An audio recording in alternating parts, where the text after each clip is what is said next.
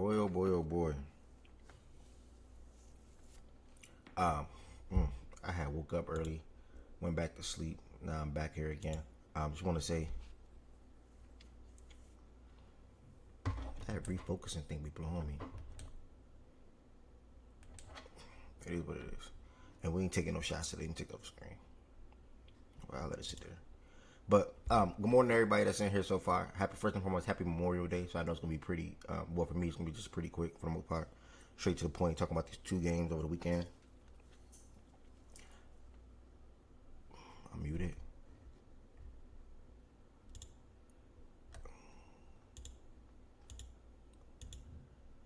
I'm muted. I'm looking up. I'm like, what? I'm like, what? How am I? Come on, you can't be doing that, bro. You thought I maybe said like I was tripping. Nah. Good morning. I'm like, wait, what? Like I said, happy Memorial Day to everybody that's in here. If you are going to the weather opening up a little bit, but if you are going to a cookout today, I do hope you all enjoy it. If you're gonna be around family today, I hope you all enjoy it. If you're gonna be in the crib today, I hope you enjoy it. At the end of the day, I'm pretty sure a majority of us is probably off work. But if you are not off work, I hope you have a great day at work too as well. And then when you get off work, you get to eat good and whatever you like to do in your free time. I hope you enjoy it as well. We are pretty much, like I was saying, straight to the point today. Be Young, appreciate that resub, brother. Let's go. Well, like I said, the two games over the weekend with the Knicks taking a commanding, is that title of the space? I said space show. The Knicks on the brinks of reaching NBA Finals. They took a commanding 3-0 series lead against the Cavaliers on Saturday. And then we're going to be diving into the Spurs evening the series yesterday against the Oklahoma City Thunder, sitting at 2 apiece, and where do people currently fall and land or side when it comes to that series. I expect a 7. I expect a 2-2 after 4, and is well on its way to that. So hopefully we get that. Are you taking shots? IDK. I didn't eat my breakfast yet. I woke up. I had a game. I lost by like 4 or 5 at like 8 a.m. I watched episode 7 of Nemesis and I went back to sleep, and now I'm back here. So I had put like a couple of waffles.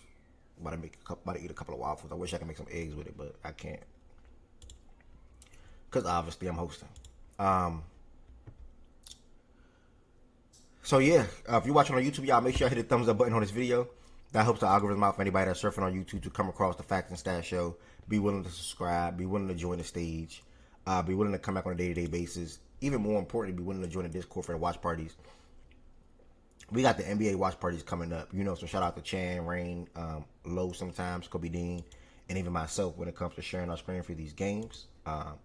It's definitely an amazing thing watching a game with y'all. It's a lot of super duper Wemby fan outs or Spurs guys, in the court. A lot of people, well, not a lot of people, but then obviously you got your bunch that want to see the Spurs OKC win.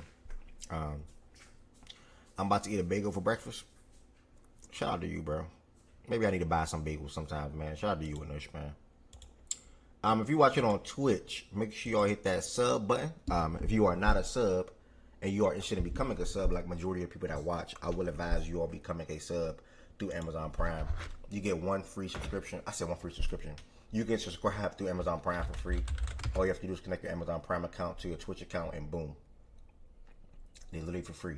Only thing is you got to renew that subscription every single month. If you don't have Amazon Prime and 20 extend support for the platform, feel free to sub through Twitch the regular way. I'll be here at least once or twice a week at the moment. And my schedule will be changing in a couple of probably a month or two or whatever. I don't know. I can't call it. And then when it does, I'll be doing at least 4 days or something like that. So end of the day though, I'm liking the Saturday thing when it comes to this show, because you never know what type of air you're gonna get. Like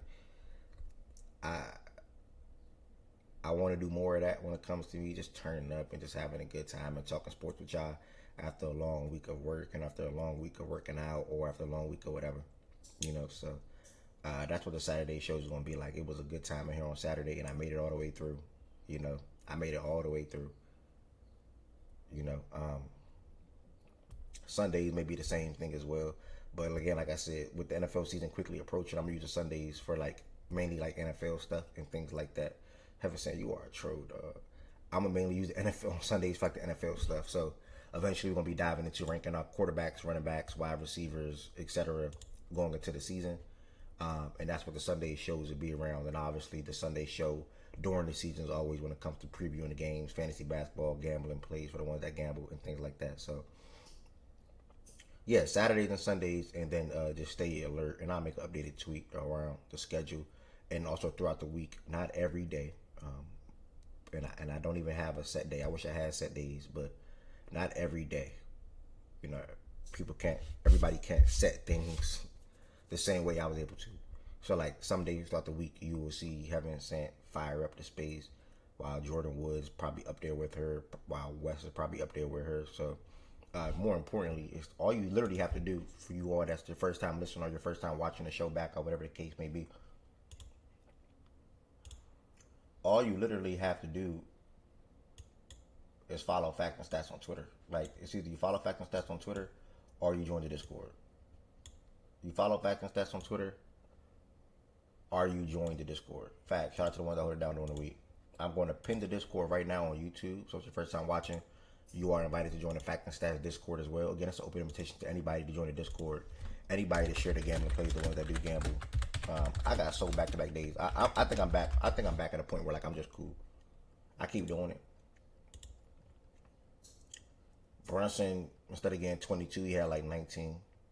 On Saturday, I needed Brunson to get 7 assists. He finished with 6. Yesterday, I needed SJ to get 22. He finished with 19. So, yeah. Side note, I gotta clean my finger, y'all. I cut my finger yesterday. Like, deep. I gotta go clean my finger, bro. Deep. Like, I ain't never cut myself like that before. Yesterday, like, so much blood was coming out. Like, it was crazy. I mean, if it don't heal right, I might gotta go to the urgent care or something. I don't know. Might gotta get stitches. Like I was saying though, join the Discord. The Discord is going to be pinned on YouTube right now. I'm going to pin it on Twitch shortly whenever it populates in the chat via Nightbot.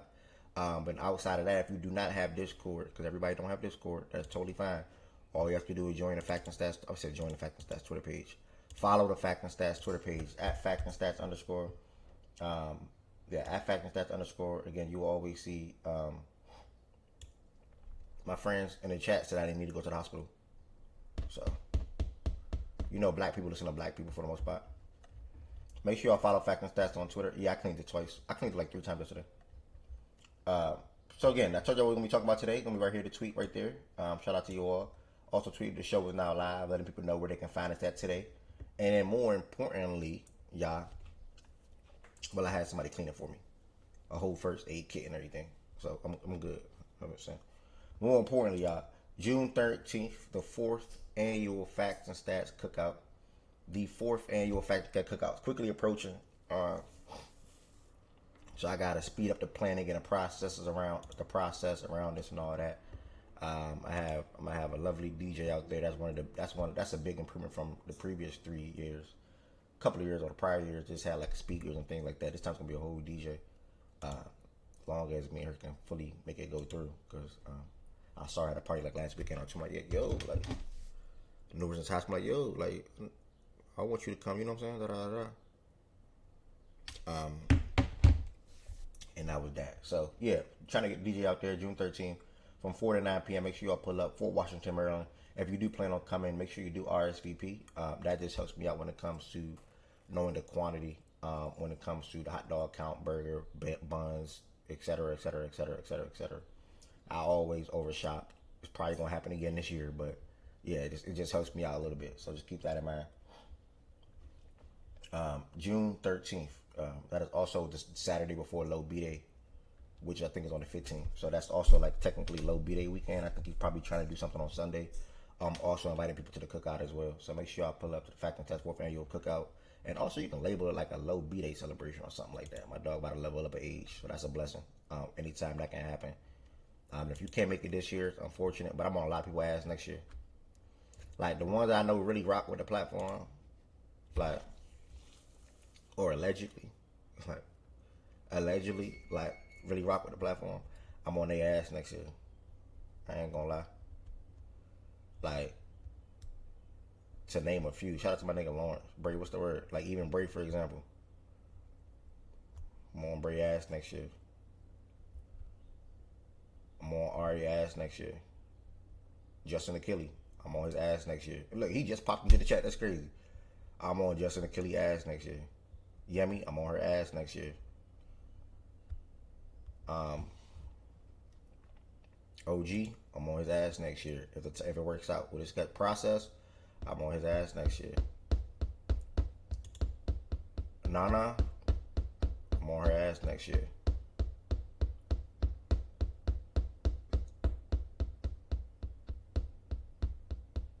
Tween feels like Tween is like a character. Like Tween is that person that like I know how Tween is. Tween the type that would never reveal himself. So it's like Lorenzo, I'm on his ass next year. Like Tween the type of person that would never reveal themselves. So it's like what can I say? Alright, I'm not on her ass. I'm leaving her alone. It is what it is. Like she pumped fake coming to I think year 2. I think it was year 2. And then just now never coming. But it is what it is. That's a good bunch to name so far. The rest I gotta see in Discord. Like I see, who am I slipping? Miles, I'm on his ass next year. And I think that's the majority of people that will matter. Yeah, that's the majority of people that will matter. You said World Cup this year. We're not talking about this year. We're talking about next year. So what does this year got to do with next year? Nothing. 11-10 is like a hope and pray thing too, though. But yeah, I think I named everybody.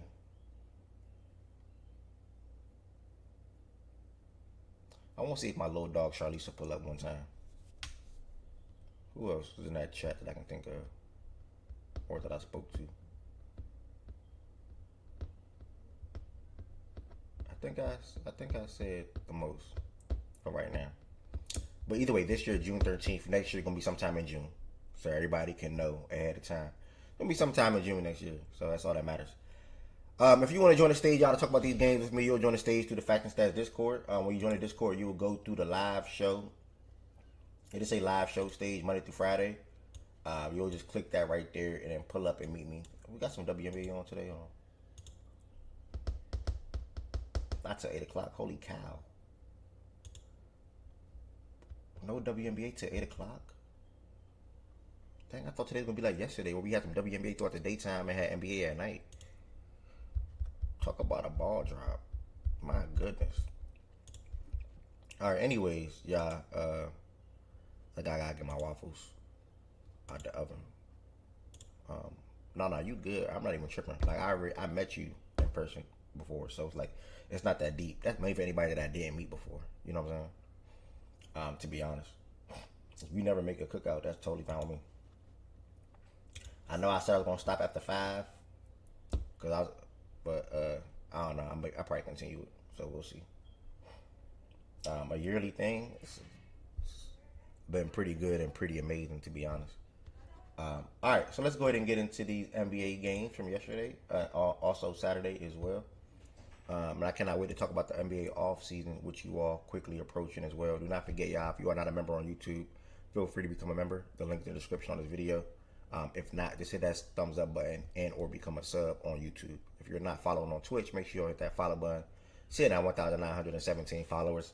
Some come while I'm hosting the show. A lot come while I'm also gaming, doing my little 2K games, which I fell off in, but yeah, doing my little 2K games. And if you're not a sub on Twitch, make sure y'all become a sub as well. You can do it through Amazon Prime or just a regular way, and it also helps you avoid ads and also just extend your support for the Fact and Stats platform overall. Lakers hired somebody today as an assistant GM to operate something. Like one of the first things I saw when I woke back up, I didn't really look into it too much. Apparently Greg popped spaz on the Spurs in the locker room after game 3 and said, y'all, listen, y'all not this, y'all not that. Like what the hell is going on? Like, y'all not this, y'all not that. Why y'all looking like this? Why y'all let OKC handle y'all like that? Like, y'all not that type of team, bro. Wake up. So, whenever Greg Pop sent a message, I guess they felt like they delivered. So I'll share my thoughts on the game overall in a second.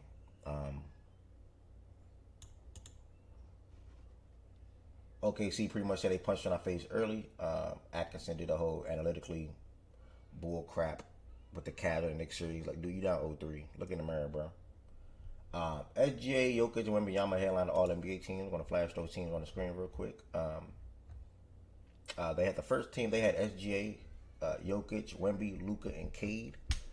Cade being one of my favorite players since he stepped foot in the league. A lot of that because my fandom with him stemmed from high school, really grew since college, grew while in college, and then obviously when I like a player like that, wherever you go into the league, I'm gonna rock with you. So, I'm super duper happy for Cade Cunningham, man.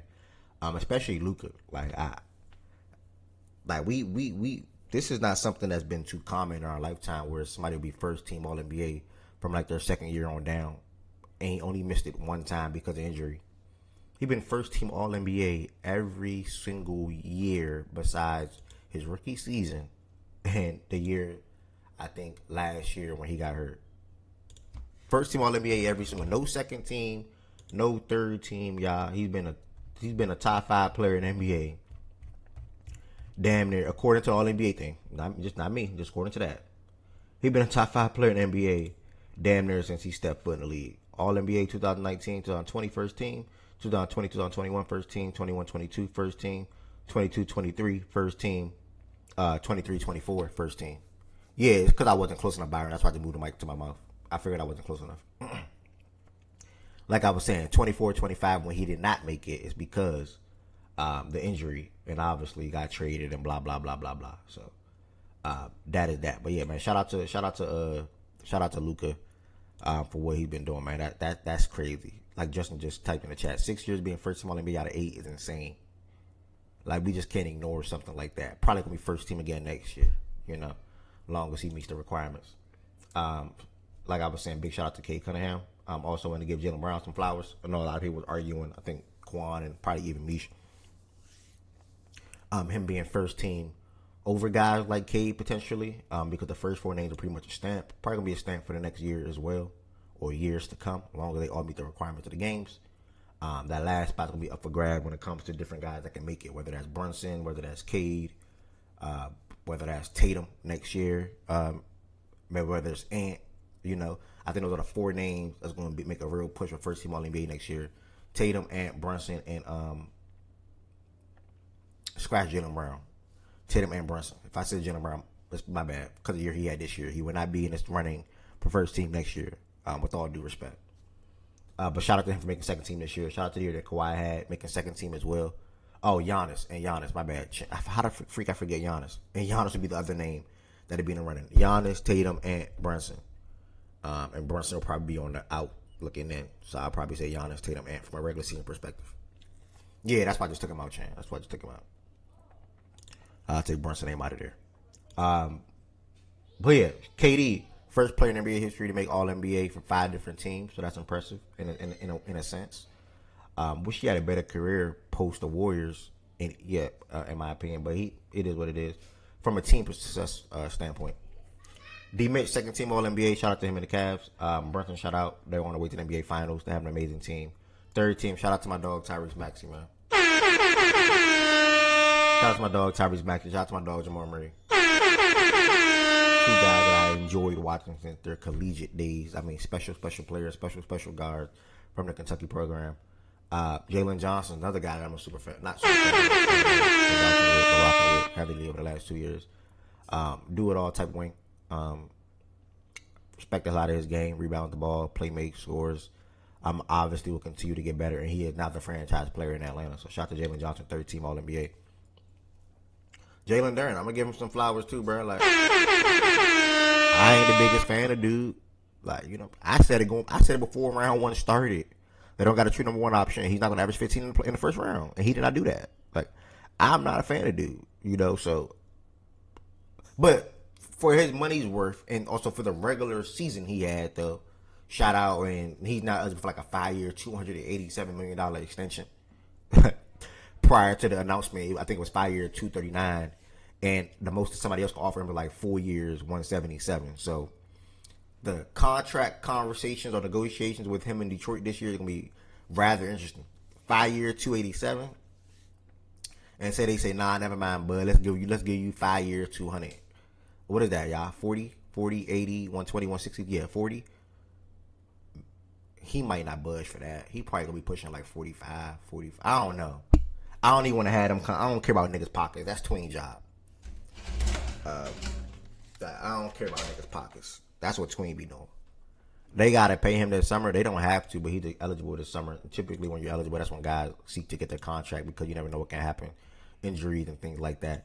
And if they don't extend him, then he'll have his eyes open on potentially having to leave. That's just typically how it goes. Last but not least, for the third team, shout out to Chet, man. Chet, third team All NBA. What did he do on the season? 17, 9, 55% from the field. All right, shout out to dude. You know, he got to perform like an All NBA player for them to win this series, especially if J-Dub and AJ Mitchell's going to be hampered, you know, at the end of the day. So, yeah, man, that's pretty much it. Oh, I'm going to go ahead and jump into this Saturday's game. My bad. Going to jump to Saturday's game. Before I jump to Saturday's game, y'all, reminder, if you want to join the stage, feel free to join the stage through the Fact and Stats Discord. When you join the Fact and Stats Discord, you will join the live show stage. And we're going to go ahead and dive into these two games. Dive into the a little bit updates around the WNBA. And then hope everybody, if you are going to a cookout, enjoy the cookout. If you are going to be around family, enjoy it. And if you're just going to be in the crib chilling, hope you enjoy that as well if you are off work at the end of the day. If you are not off work, I hope you enjoy your day at work. And yeah, when you get off, you do what you like to do at the end of the day. So let me go check on these waffles real quick, y'all. And then they're probably ready. They're probably burnt. I ain't gonna lie. But let me go check on these waffles real quick. I'll be right back.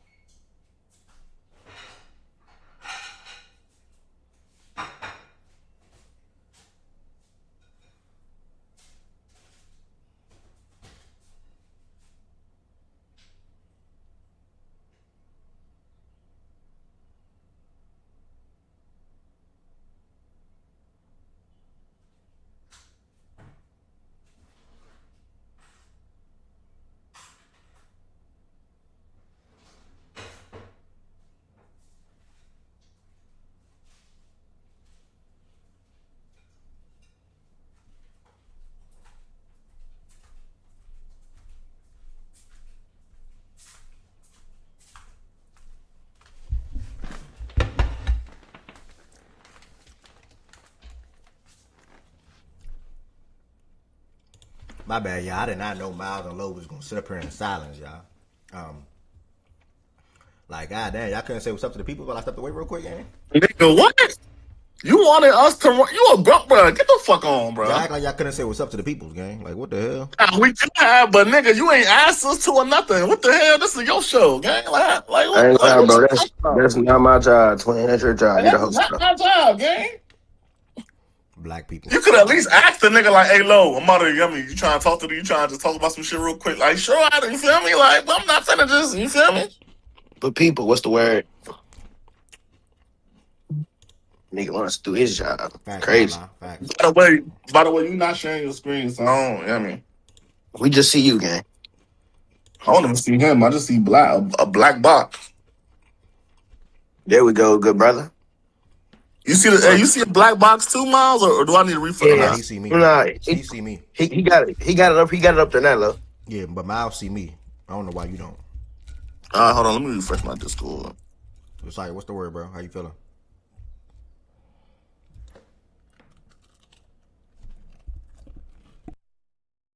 Yo, Josiah. Oh, I bet. What's up? What's up, bro? How you feeling? Good.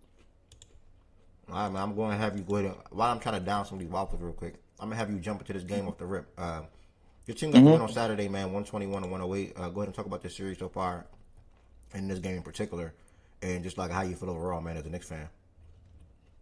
First of all, good morning to everyone. Twitch chat, Yard, Miles, Low, and you. This series is over. That's just it. This series is over. The game they had to win for Cleveland was this game in game one. But this is what I'm talking about. The tiredness. Cleveland just ran out of gas in that fourth just missed free throws. Landry Shamet coming up with timely threes.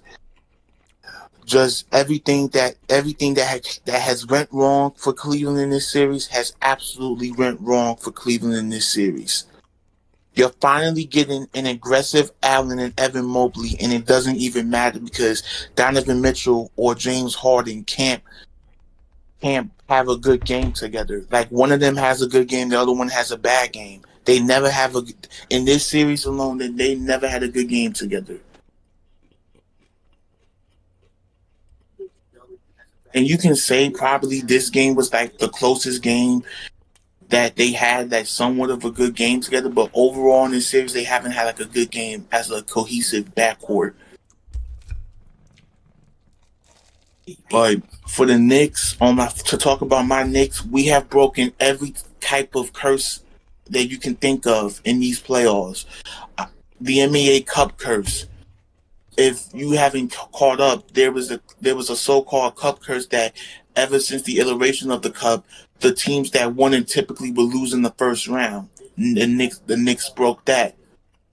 We also broke us trying to get the lucky number 10. And what I mean by lucky number 10 is we have always come so close to winning to having a 10-game winning streak. And we have never done it, and the fact that we have done it in these playoffs is phenomenal. And I think this is the 5th straight win for the New York Knicks by at least 10 points.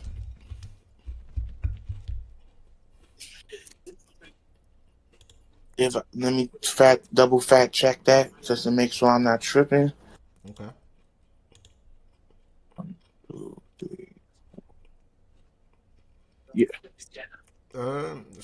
Yeah. It's more than 5 straight, but yeah. This is a great win. This is but Kenny, I want us to talk about the Kenny Atkinson comments that he made. Kenny Atkinson had a comment basically like stating that analytically they've won 2 out of 3 games. And he a shot quality nerd, gang. I think he talking about shot quality. I seen the same thing. Yeah, the shot quality. Yeah, Cleveland has got good looks against us. They just not hitting. But I just really feel like Kenny Atkinson, he's fired. He's done for it. He's ultimately just gonna get fired, and that's what my belief is. Because I just think that you can't, after game 1, after the run that we went on, he didn't call a timeout. You barely played Jalen Tyson. You barely played some of the guys you need to play, but yet you will play Dennis Schroeder, who's a non-factor for Cleveland, and thinking because he has the experience that everything is going to be fine. But I know there's another series in the West that y'all want to that's going to take up most of the time. So let's just get to that. Nah, I appreciate you, Birdie. Bar, you got anything you want to add on about this series right here? And I'm about to be done, y'all. My bad.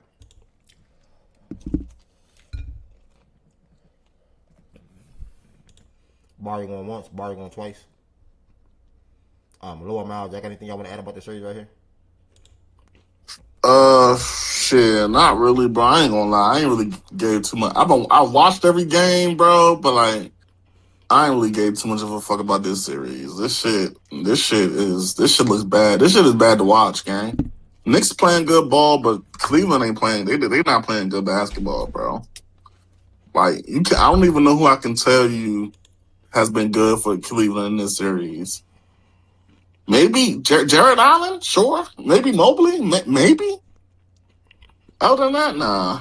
I don't know. This shit, I'm over this shit. It's gonna be a sweep.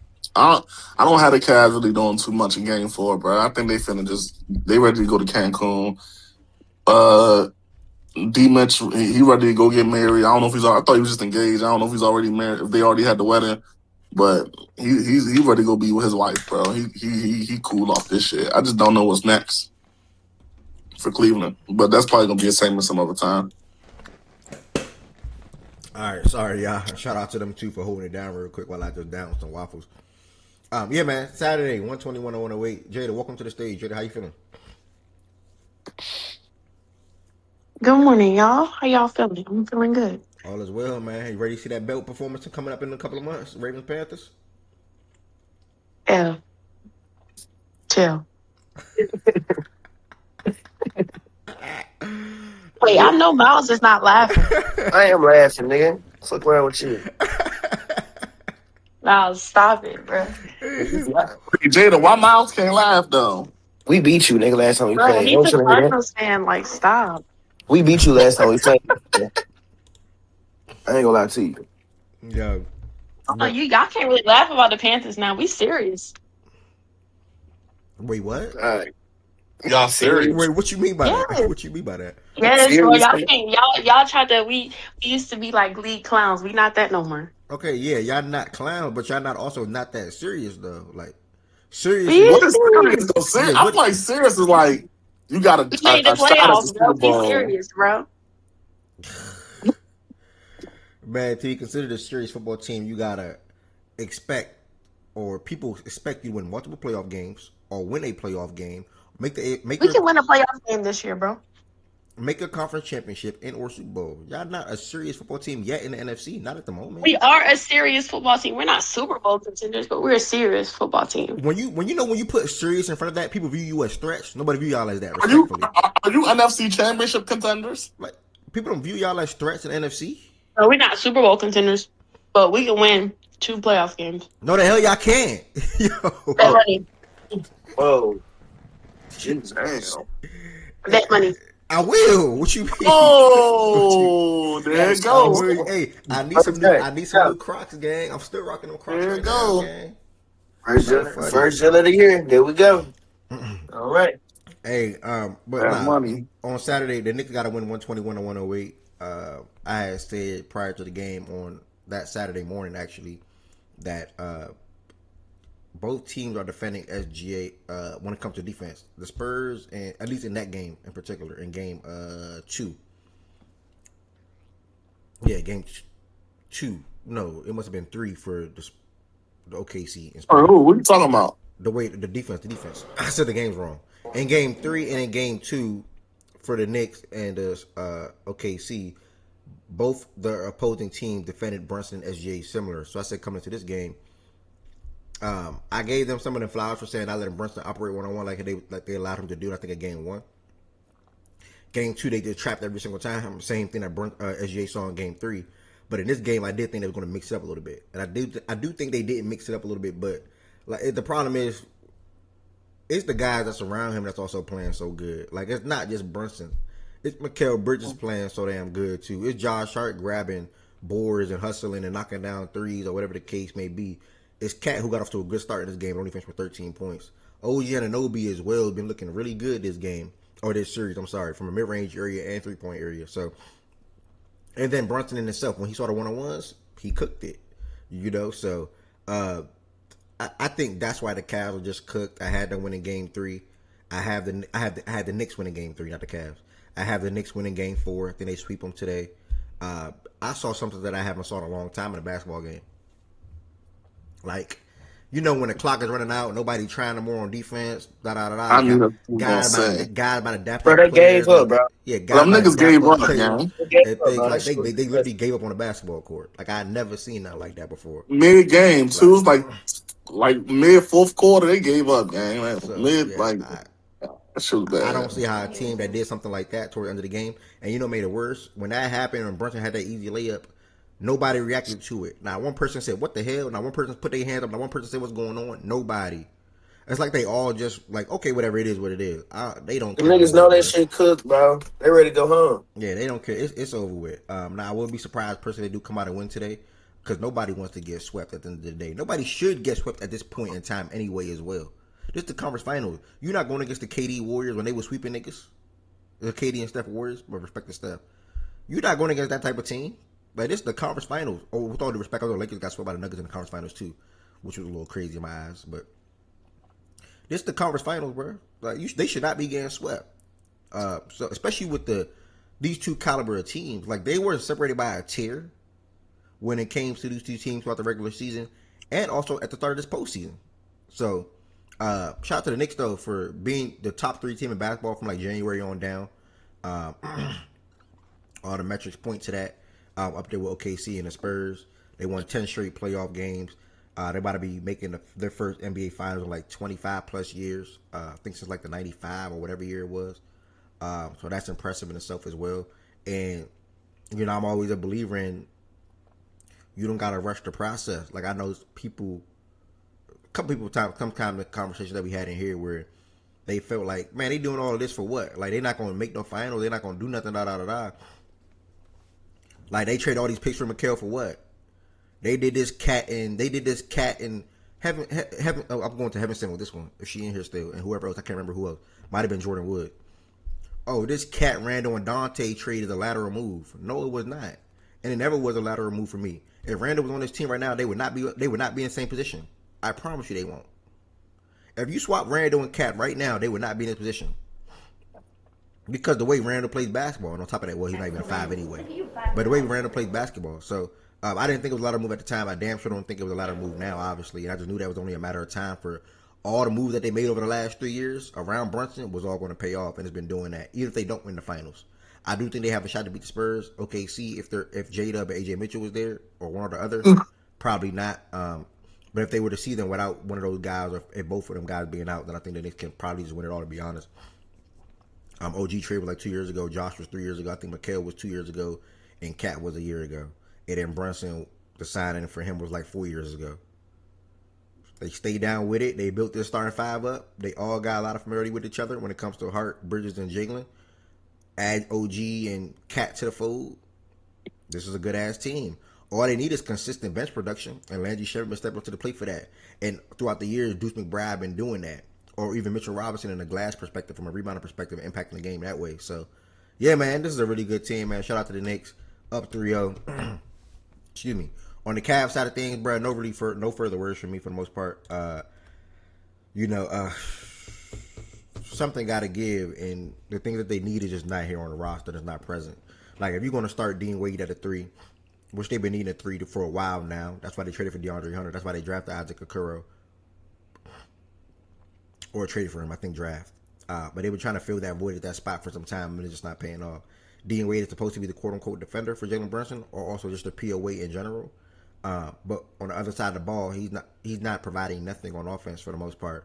And then you have to lean on Sam Merrill and Max Strus and hope that they're making outside shots. And then also bank on them to defend and pick up Jalen Brunson full court, which they did a good job of in Game 3, I'll say. Jalen Brunson also did a great job of being composed and calm and not getting sped up when he did have the ball.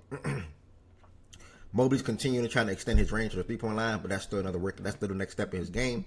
He's 1 for 6 from 3 in this game. Harden was 1 for 7. Him and D Mitch combined for 11 turnovers. It's going to be hard to win a game like that. So, man, it's tough, man. It's tough. Yeah, like Ryan just said, like Hunter not working out was such a blow. Because DeAndre Hunter, if he could have worked out as this ideal 3 for them, that would have been really damn good. Like, that would have been really good for them. So, yeah, man. That's really all I got to say man. I don't know what's next for this Cavs team.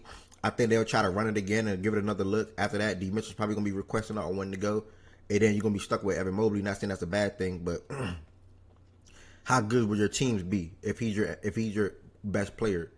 Or maybe they entertain trying to split up the front court with Mobley and Allen and try to get that 3 that they've been seeking or that they need desperately. So that's just some things that they might be doing this offseason. And that's pretty much all I got to say. And that, like I said, that will come out a later conversation.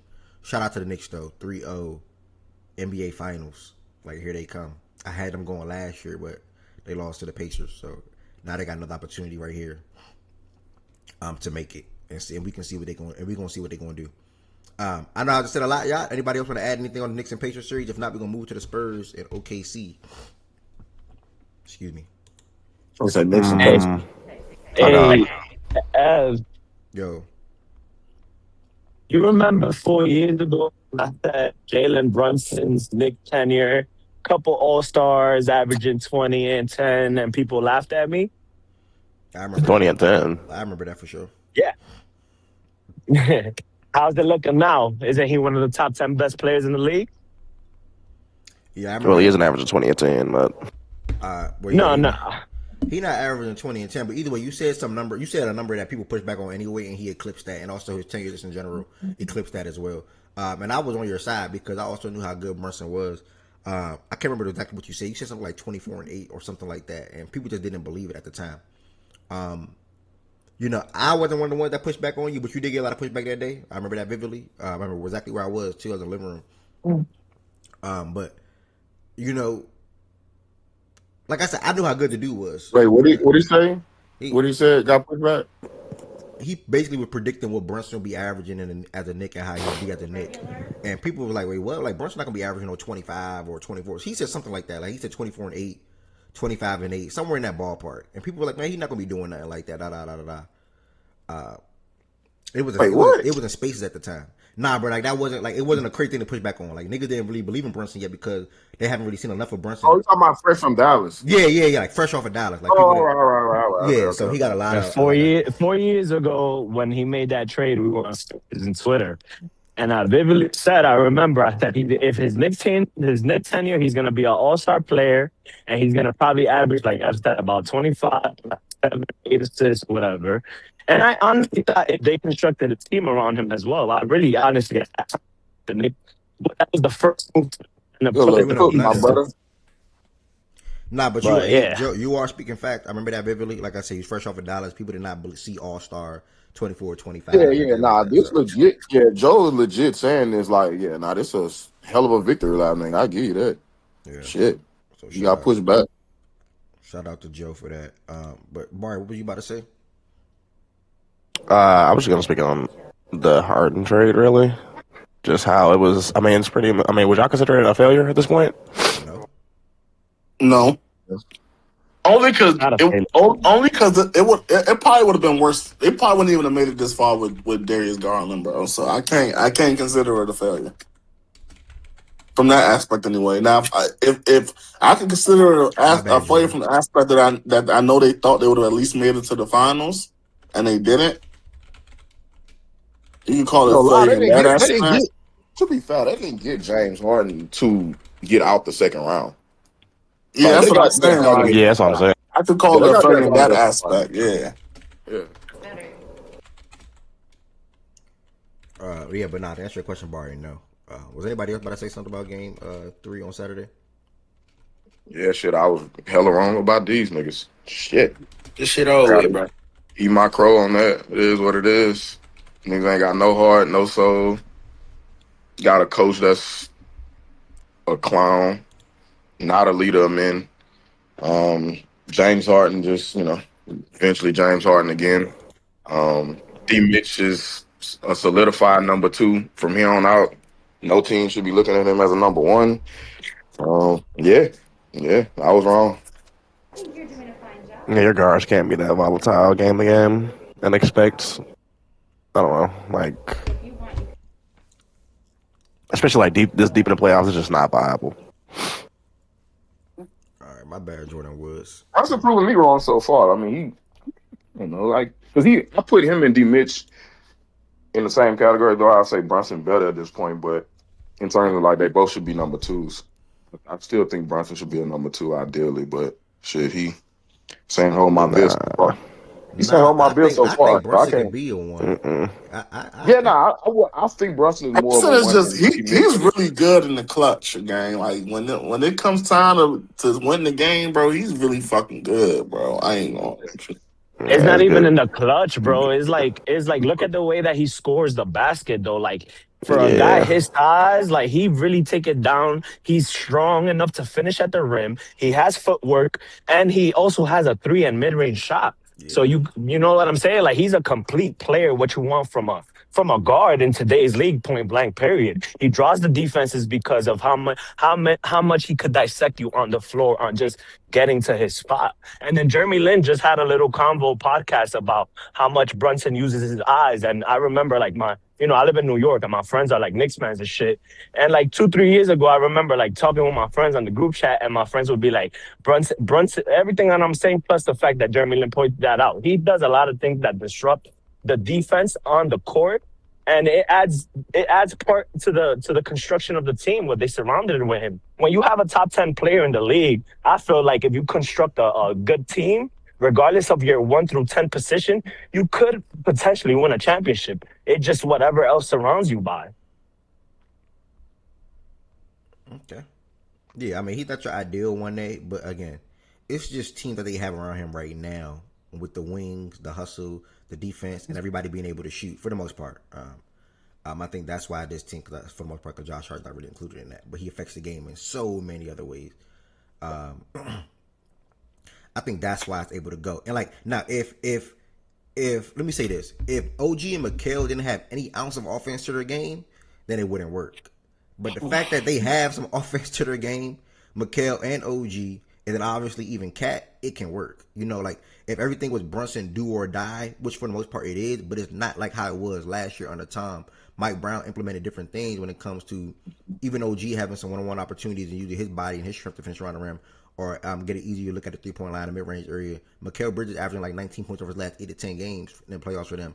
And then Cat, surprising that it's funny enough, he's damn near operating in like a back seat, but like a hub type role. Like he ain't even doing too much. Like a lot of the things that he do offensively is like at ease for him. Like because nothing is really forced for Cat because he's not going into these games knowing he's going to be shooting 16 to 20 plus times a night, like previous years, probably even last year, probably even in his prior years in Minnesota. So yeah, man, like he had nine shots. I didn't even realize he had 9 shots in this game. Let me just check his box score, make sure I'm not shotting. Hold on. I mean his game log. Bro, he hasn't shot over 15 times. He hasn't shot 15 times one time this whole entire playoff run. So like everything I just said was spot on. Like not one time this You whole know, entire some playoff run. facilitator shit, bro. Yeah, like I one think I time. think that's the change Mike Brown made. Yep, because against the Hawks Yeah, he for averaged what? 6 assists. Against the Sixers he averaged 7.5 assists. And this year the assist count was not there, but he's still operating sort of kind of in a similar way though. Yeah, from what I'm hearing, that was this is actually a suggestion. I could be wrong. Well, I don't know how like reliable the source is, but from what I've been seeing on the TL is that this was like a cat suggestion, and Mike Brown heard him out, Yeah, I think he and he asked him went like, with "How it. do you want the offense to be?" or something like that. Yeah, And he's I seen that. he Yeah, heard him out. So shout out to Mike Brown for that, bro. Shout out to Mike Brown for that. You know, some coaches can't put their ego aside and whatever like that. It's my way or the highway, and Mike Brown legit, heard him out and shit. They didn't hit the ground running, especially offensively ever since he made that suggestion. And shit, they've still been good defensively. So shout out, bro. I actually shouted out Mike Brown. I don't know if people remember, but I shouted out Mike Brown when we were doing like season previews, like coming into the season, like wanted to see what he can do with this type of talent because I don't think he ever really had it in Sacramento. So shout out Mike Brown, bro. yeah, for sure. Big time. Yeah, he done basically turned Cat into like a Sabonis Draymond hybrid type nigga. Like Yeah. that's Yeah, funny to see. offensively, yeah, for sure. Shout out to this Knicks team. I really wonder where they go from here aside from coaching. Oh, you talking about the Cavs side when I was talking. But yeah, man, shout out to the Knicks. I think everybody that wanted to say something said something. We're going to go ahead and jump to game 4 of yesterday. The main thing that I wanted to see was how the Spurs were going to adjust to guarding SGA this time. I don't think they did it the same way, but they did mix and match a little bit. Sometimes he saw 2, sometimes he got his 1s. But the difference is when you have a guy like Wemby in the paint that can still anchor so many different looks and things like that, I think that's what was the big difference in this game yesterday. Also, bro, he's not going to be able to do it. How good of a player he is, cool.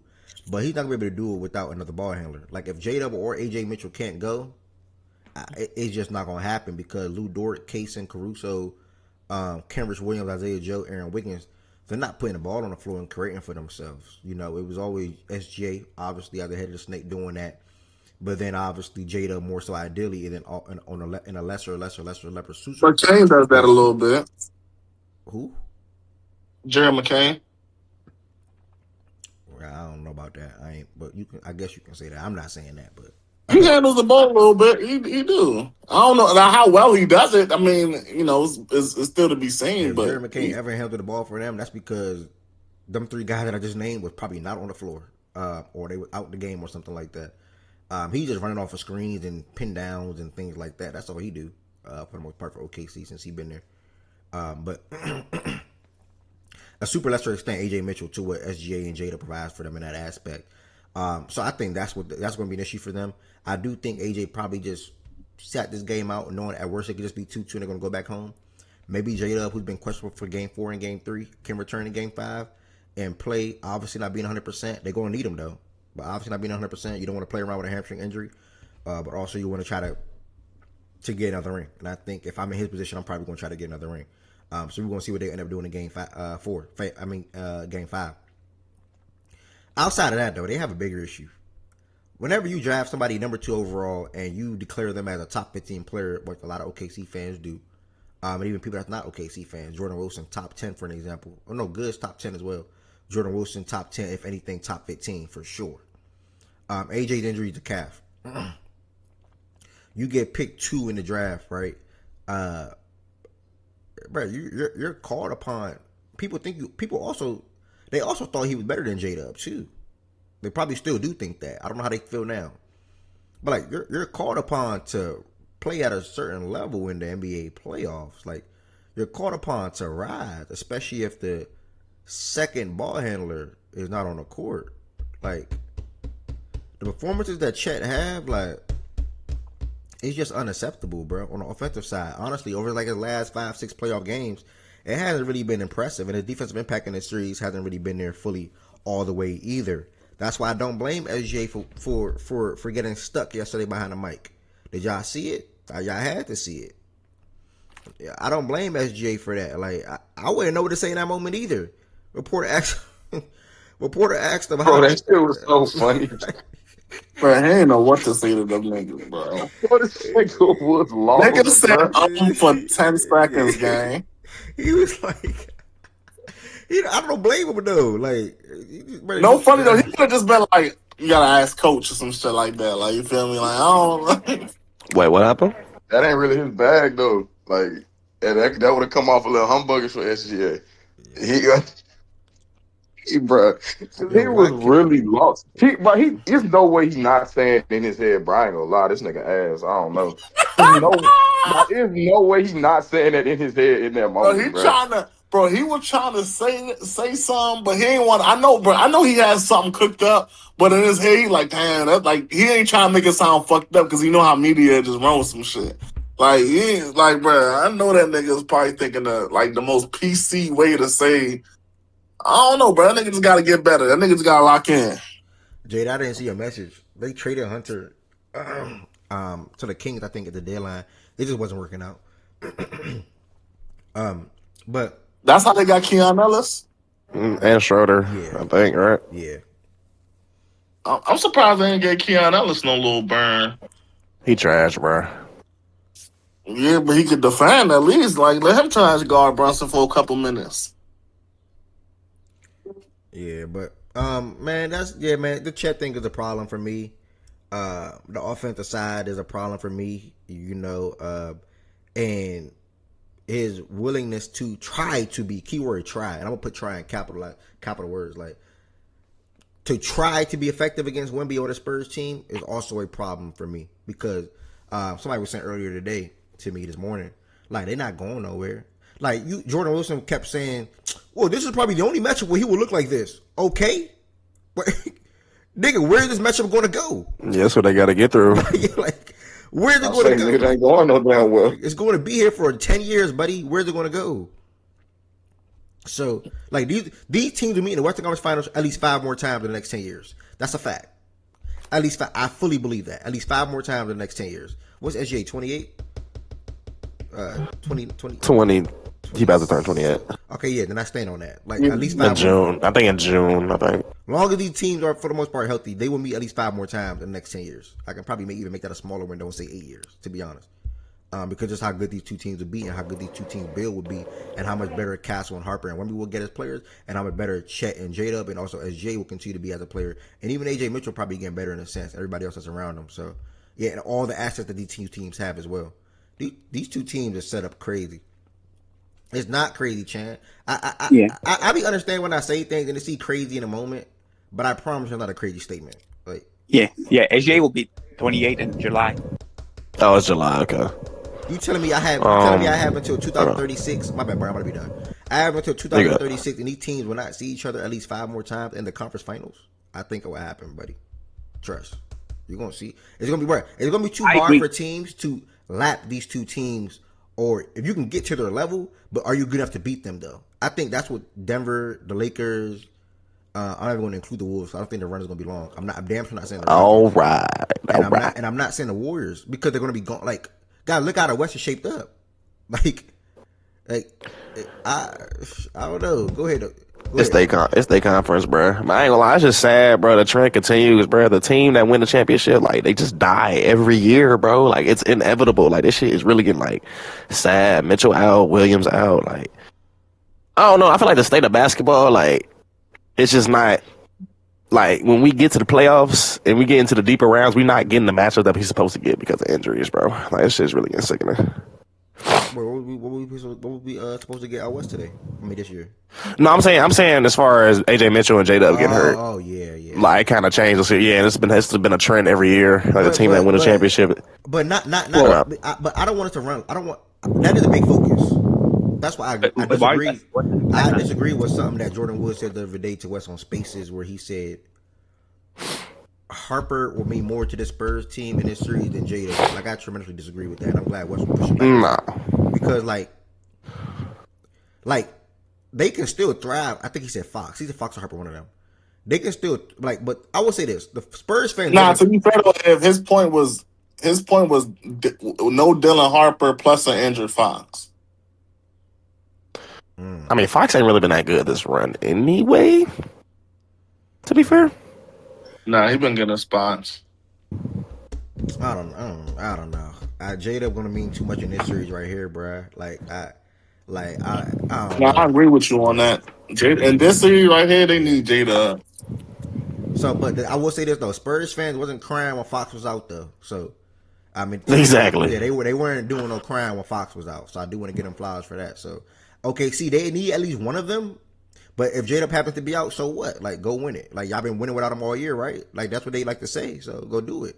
And that's why it falls back to Chet for me. I was just about to say they can't even put it on J-Dub. They got to look at Chet. Yeah, that's why I fall back on Chet. Like, where are you offensively? Can you show up on that end for us? So I think it matters right there a lot to me, to be honest. It's hard. Chet know J-Dub out, and he's still giving you nothing. Yep. And also, this is not even like AJ Mitchell series either. I'm not gonna lie. Yeah, he wasn't playing that well, to be fair. That's true. But yeah, AJ Mitchell was ass. But I ain't gonna hold you. But I think that what's telling enough is that they don't. I don't know. Well, last game was a blowout, so shit don't matter. But the game before that, but they didn't close with Chet on the floor, bro. They decided to close with Jalen Williams and Isaiah Hartenstein over Chet Holmgren, bro. Yeah, because Jalen Williams is willing to shoot the ball. Chet, because his release is so slow, he's getting ran off the 3-point line. And when you put him inside the 3-point line, you don't really know what you're gonna get. Exactly. Like when he's putting the ball on the ground and shit. So it's like, damn, like I don't know, bro. That's exactly what's happening. Literally. He doesn't punish smaller defenders. He has no post game. Can't get his 3-point shot off clean unless he's wide open. And even then, he's still not that consistent of a 3-point shooter. What else? And yeah, also still need to get stronger. So all those things going to him. Yeah, he really a wing offensively on some shit, bro. Like I can't talk right now, but that don't seem fair to me. What you talking about, established? You talking about our Chet thing, or you talking about the J-Dub and Fox and Harper thing? Which one are you talking about? And AJ Mitchell. But outside of me though, who else want to? Anybody want to add any words? And did y'all? And anybody up here switch their pick? Like, say you OKC coming in, but with everything how it currently stands, you Spurs now, or you Spurs coming out, everything coming in, you OKC now. I didn't have a pick coming to the series, bro, because I've been getting shit wrong. I ain't gonna. Well, I had OKC, but like now I still got like OKC like winning 7. Okay. It's gonna come down to the wire though in Game 7. Okay. Anybody else want to share their thoughts on this game? Yeah, I've been saying OKC in 7 before the series even started. But obviously not having another ball handler with AJ and Dub out is clearly an issue. I'm interested to see if at some point Topic does get some minutes, because at the end of the day, you have to. I understand, like, you know, he showed flashes here and there. He's recovering from that cancer stuff that he had, but Mitch is playing like a fucking he's playing Harrison Barnes and Luke Cornett and the other kid Carter Bryant. So I'm like, Yo, fuck it. I'd rather put the kid there and see what he got because we need another ball handler. It's like Caruso's not a ball handler. Isaiah Joe's not a ball handler. Queso's not a ball handler. Like it's annoying when you don't have another scorer to take away the gravity of SGA's scoring ability. And I felt like yesterday was the only game that I watched out of this series that I'm like, yeah, we got beat. Like we completely got beat. Like no ifs, ands, or buts. Like game 1, 2, 3. Like the games that we won and the game 1 that we lost. To me, I didn't think that our competitive effort is what lost those games. It's just like the game 1. It was just like our effort of execution at the end of the game 1 and just coming out flat game 4, like not having the same energy. And I don't know, like, bro, I wasn't here when y'all niggas was talking about, and I'm an OKC fan, bro, but to say Chet is top 15 is crazy, bro. Like, I understand the rim protection that he brings, but it's like in today's league, when you're looking at the game, he's just not giving you enough on the offensive end. And even Evan Mobley has a better bag at this point than he does, respectfully, because to me, Chet is like I said the other day on Space. You're a guy that you grew up idolizing Kevin Durant. And for you to be cookies on the handles and the perimeter and be hesitant and be getting blocked by guards and you're supposed to be, to me, you're supposed to be a 50, 40, 90 shooter. You're that efficient and you're that good enough to find a way on the floor to spread it out and be that spread through to a big man that is today what typically you want. A big man that's able to shoot threes, play to the basket, rim protect, stuff like that. He has none of that. He doesn't do it at a consistent level. Tell me a month in his career, maybe maybe I'm talking on my ass. I will have to look back and shit. But a month where he's averaging like a clean 22, 23, and like 9 boards. That's what I expect from a 30-year player. Look at Dub's last year performance. And I get the all NBA defensive team this year, like rightfully so. I'm not discrediting him being one of the top defenders in the league. To me, he's still a top 25 player in the league or a top 20 player in the league. But a top 15 is a little stretched due to the fact that his offensive limitations are very, very, very, very concerning. Well, do you think it's just specifically because of this series or like No, previous series? overall, just like me looking at the regular season, like when I'm looking into your growth every year, right, into the off season, I'm already thinking of things that you could get better at coming into this season. And to me, honestly speaking, can I say he maybe has gotten better defensively? And you could argue that, but overall, has he gotten better offensively? No, I don't think so. I don't see it. You're not showing me that. You're not getting the ball. You're not being more dominant. You're not putting the ball down on the floor and dictating. Like you don't have a really like he has like a little okay, a little tween whatever counter, and you're 7-1 and you're gonna blow by a smaller defender or whatever, but you're just not offensively there yet. For what I thought you were gonna be at this point in your career. Honestly, Yeah, it's disappointing. nothing. I hear you, and you didn't say nothing. Well, you did say one thing that I 100% disagree with. Nothing about Which check. was, Nothing about check game screen 50, 40, 90. Like nothing. Like I'd be bro. I mean, Chet will wha- never be a 90% free throw shooter like ever in his career. And shooting 40% from three across the season, like he damn near gonna be having to average 2 or 3 attempts to do something like that. Chet not doing that on 5, 6 attempts a game, 4 or 5 attempts a game. I don't see that because that means he damn near shooting 2 out of 4 every single night, or well, not every single night, but obviously you know what I'm trying to say. In that ballpark for the most part, more so shooting 2 out of 4 than 1 out of 4 is from three. Like from on a consistent basis across 82 games, I don't see that. Like can Chet probably be a 20-point scorer one day? Yeah, I can probably see that. He averaged 17 this year 3. So he will definitely continue to get better on offensive end. But 50, 40, 90, that is a super stretch. The same way them saying top 15 is a stretch at the moment. Because he can very much so grow into being a top 15 player. Because I do think he is the second best defender or rim protector in the league behind Wemby. The problem is in game 1 or 2 when Caruso was going off, they had Wemby on Caruso and was shading off of that and had Chet on different defenders, and Chet still wasn't punishing that. And now they switched it over a little bit to Wemby being guarding Chet more throughout the series over the last 2 games.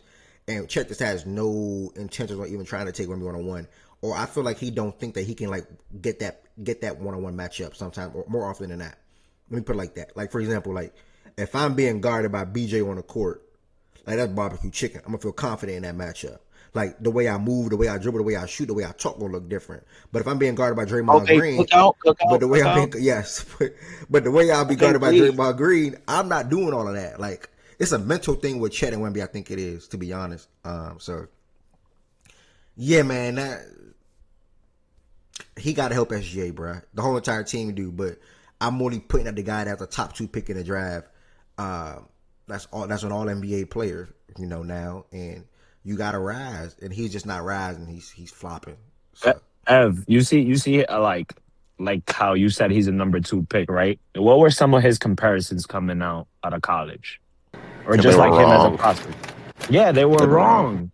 They were, and I'm not scared to say that because I'm a fan, but I'm a realist at the same time, and that's why I said when I look at his, because I saw him play here in Dykeman, like when he was in high school, that slam shit that they did, him, Jalen Green and stuff like that, bro. Like, I really thought he was gonna have that offensive 50-40. Like, he's one of those 7, like a Porzingis offensive, Kevin Durant, that 7-1, 7-2 guy that come able to stretch out the floor and stuff like that and be an effective, efficient shooter.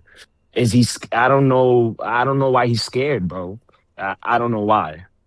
He's supposed to be that, bro, but he's not.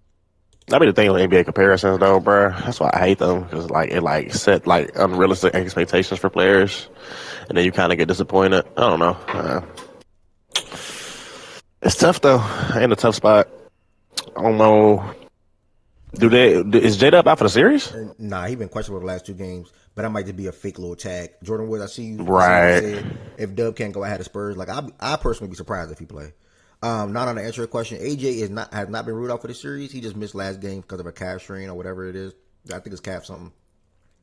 But that also can be serious too. So yeah, I'm not gonna lie. He's honestly, I've been talking about this for a while. He's not. I don't think he's gonna be reliable because he's had a lot of injuries thus far in his very short career. J-Dub? No, AJ Mitchell. Yeah, calf strain. Your shit. Yeah. So please. Chan said he still got OKC in 6. You don't put Topic late in the series this late. Okay. Anybody else want to add any words for Game 4? And if you did, you switch your pick?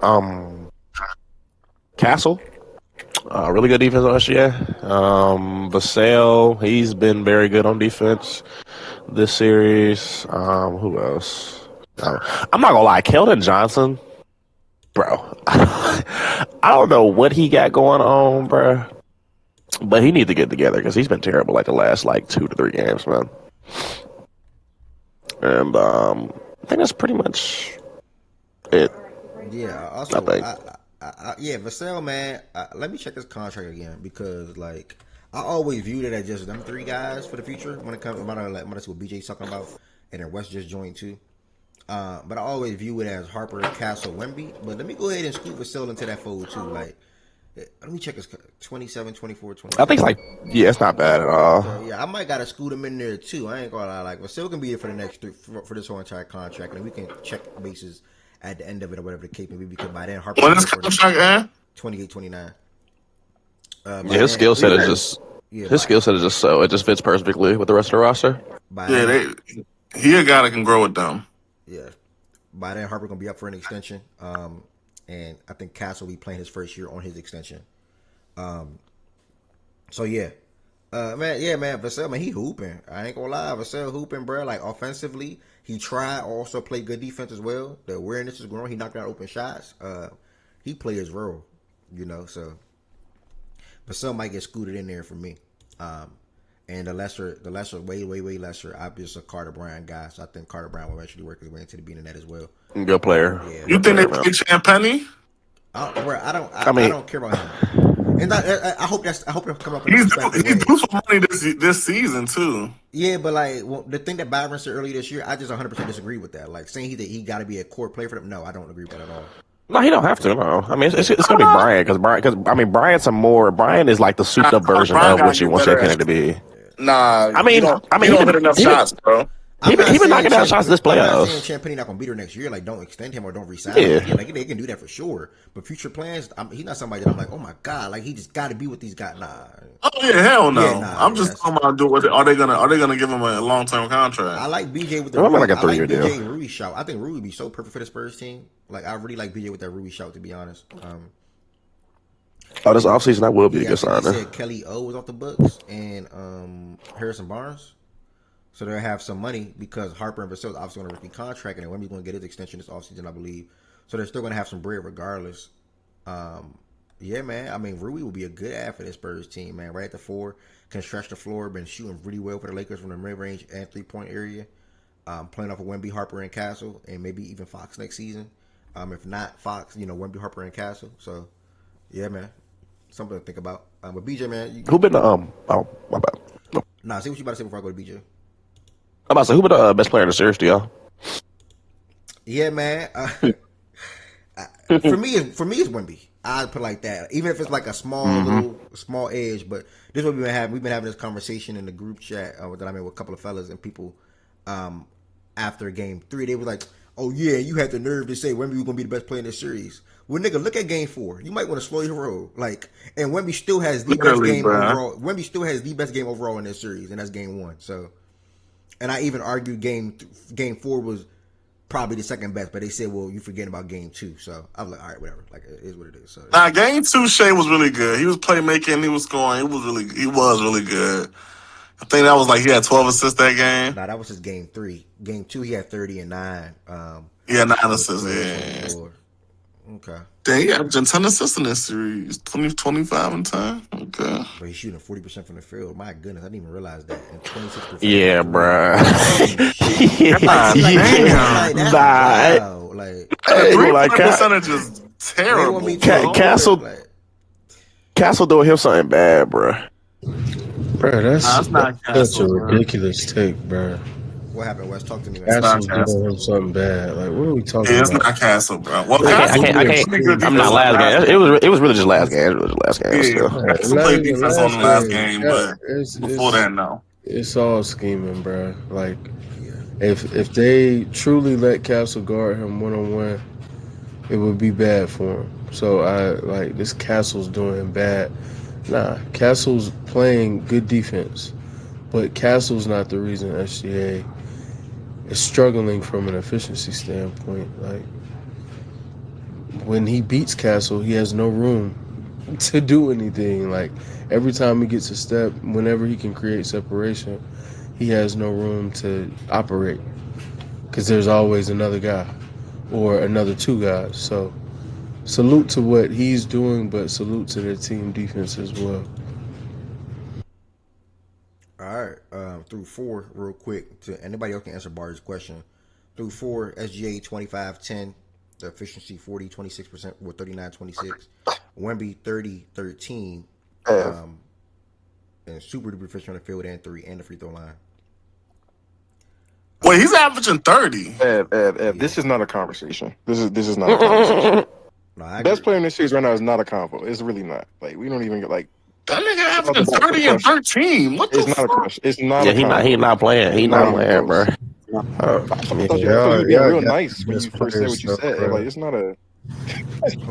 I mean, it's not a conversation from the standpoint of looking at when you step back and you look at the stat sheet. It's definitely a conversation when you looked at these games because in games 1 and 4, in games 1 and 4, Wemby was clearly the best player. In games 2 and 3, Shea was clearly the best player. It was not close either way. Wemby was not nearly as effective, and because he keeps his efficiency as a 7'5" center, it's like what else is to be expected? Is he supposed to be inefficient at his size? Is he supposed to be inefficient with where he's getting a lion's share of his shots? That's not a knock though. Hey man, God made that nigga better. God made that nigga better than him, bro. Shoot 43% from 3, gang. It doesn't matter to me, bro. What I'm saying for his you overall the size. I'm saying that don't his size don't help him shoot threes better. His size helps him be efficient.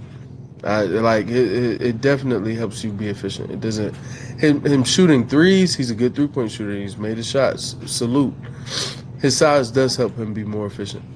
And on top of that, it's like being efficient is worth something when there's other stuff to go with it. In games 2 and 3, there's no way y'all are looking at his games and being like, "Oh, yo, Wemby was really good in these games." He wasn't. He wasn't impactful. He wasn't. You couldn't even really feel his presence on the court in those 2 games.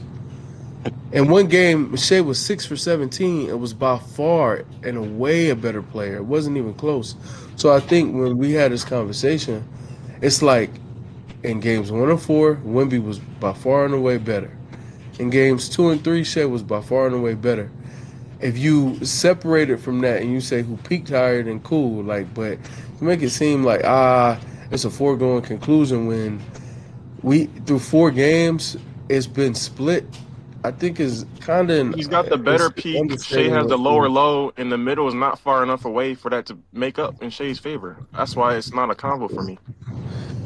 Yeah, that's an overstatement. Like, it's not like I like to make an argument for Shea. It seems like you gotta like really, really like I'm trying to figure out how to phrase. You gotta really fix your eyes and like really squint. Like I don't have to do the same. No, you just had to watch the games. No, I watched all 4. Couple of them twice. He's just not been better. It's cool. It's not. No. You just had to watch the games. Like that's you it. think Shea been better? When watching the games, you see in 2 of the games, he's been again far and away better than Wemby. And in 2 of the games, he's been far and away worse than Wemby. So then what about the middle? It can be that simple. If you want to make it more complicated and speak with more nuance about it, that's fine. I have no issue with that. But it literally can be that simple. It's a very 50-50 prop. I don't think it can be that simple. This guy, 2 games has been that guy, and then the 2 games it wasn't Wemby because he was efficient, quote unquote. People are making it seem like he played really, really good basketball still. That's not how that really went. He wasn't that good in game 2 nor 3. He wasn't impactful in game 2 nor 3 outside of 1 quarter in game 2. The third quarter is the only game in those 2 games. That third quarter is the only quarter where it seemed like, yo, he's here. He's impactful. I feel Wemby's presence. Aside from that quarter, bro, it didn't happen in those 2 games. He was floating in those 2 games. He was out there. Cool. Salute. You were out there. You didn't miss more shots than you made. That doesn't tell me anything about how you played, though. You don't think the gaps in the middle matter? Because I hear you on the 2-and-2 thing, but when they both played at their lowest, who's been better? If you want them to matter, they can. They matter to me.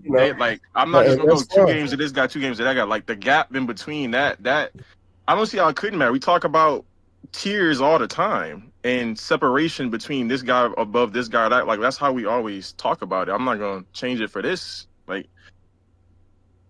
the 2-2 shit is cool. Like, but that shit in the middle when they played at their low shape, like I said, Shea has a lower low, Wemby has the higher high, and I don't think in the middle it's been skewed enough in Shea's favor to make up for them other 2 gaps that I mentioned. But it's Shea has been. I would say this though. Shea has been better than the box score would have you believe. I will say that. Like you look at 40% from the field. I don't think people thought. You said he's averaging 10 assists. Ev? Yeah. I don't think people thought Shea could playmate to that level, and it's past the eye test too. So I will say that.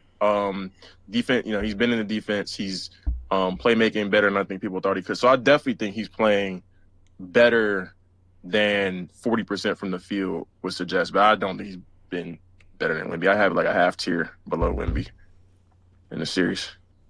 Good question overall, though, Bar. It's funny enough, that's what we've been dealing with or conversing around. Yes, sir. Over the last couple of days. Anybody else want to share their thoughts before? No, actually, going to hold off on that.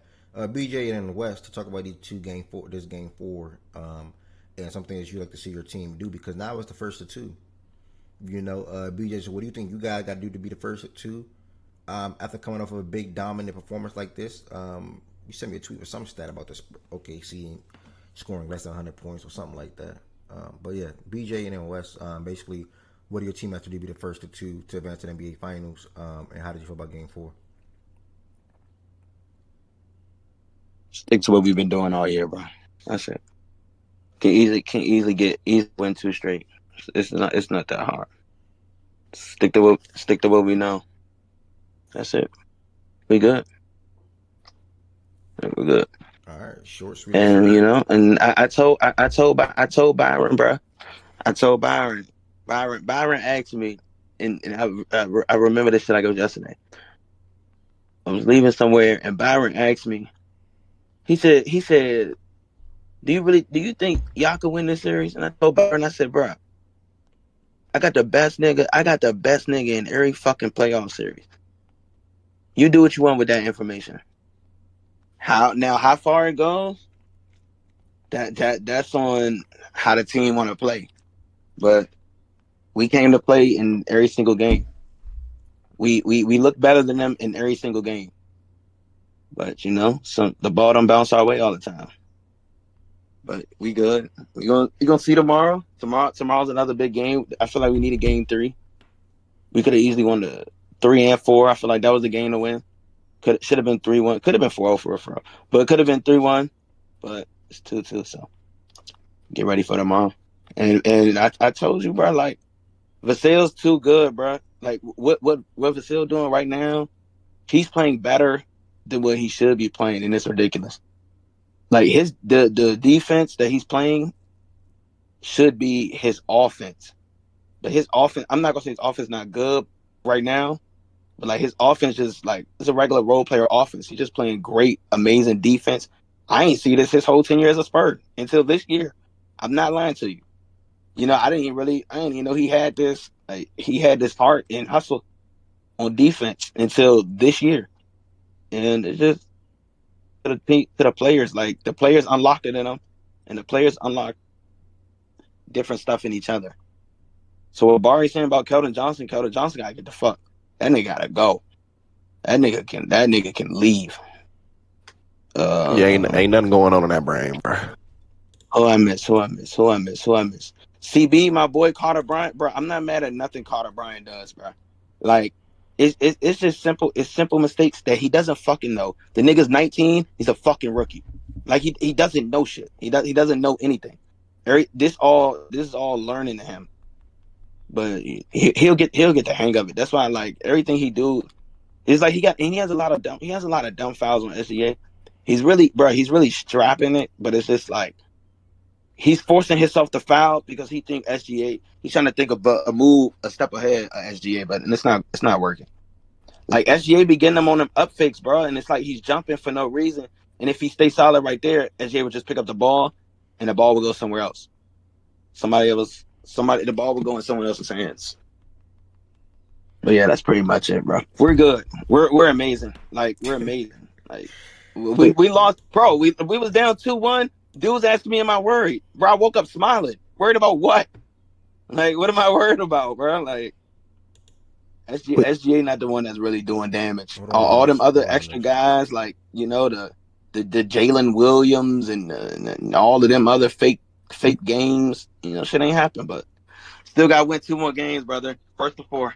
All right, appreciate it. We're good, though. Hold on to this. You gotta be long as I got number 1, I love my chances in any matchup. I know it's my bad. Just go ahead. No, I was gonna ask BJ, like, what are your thoughts about Champagne?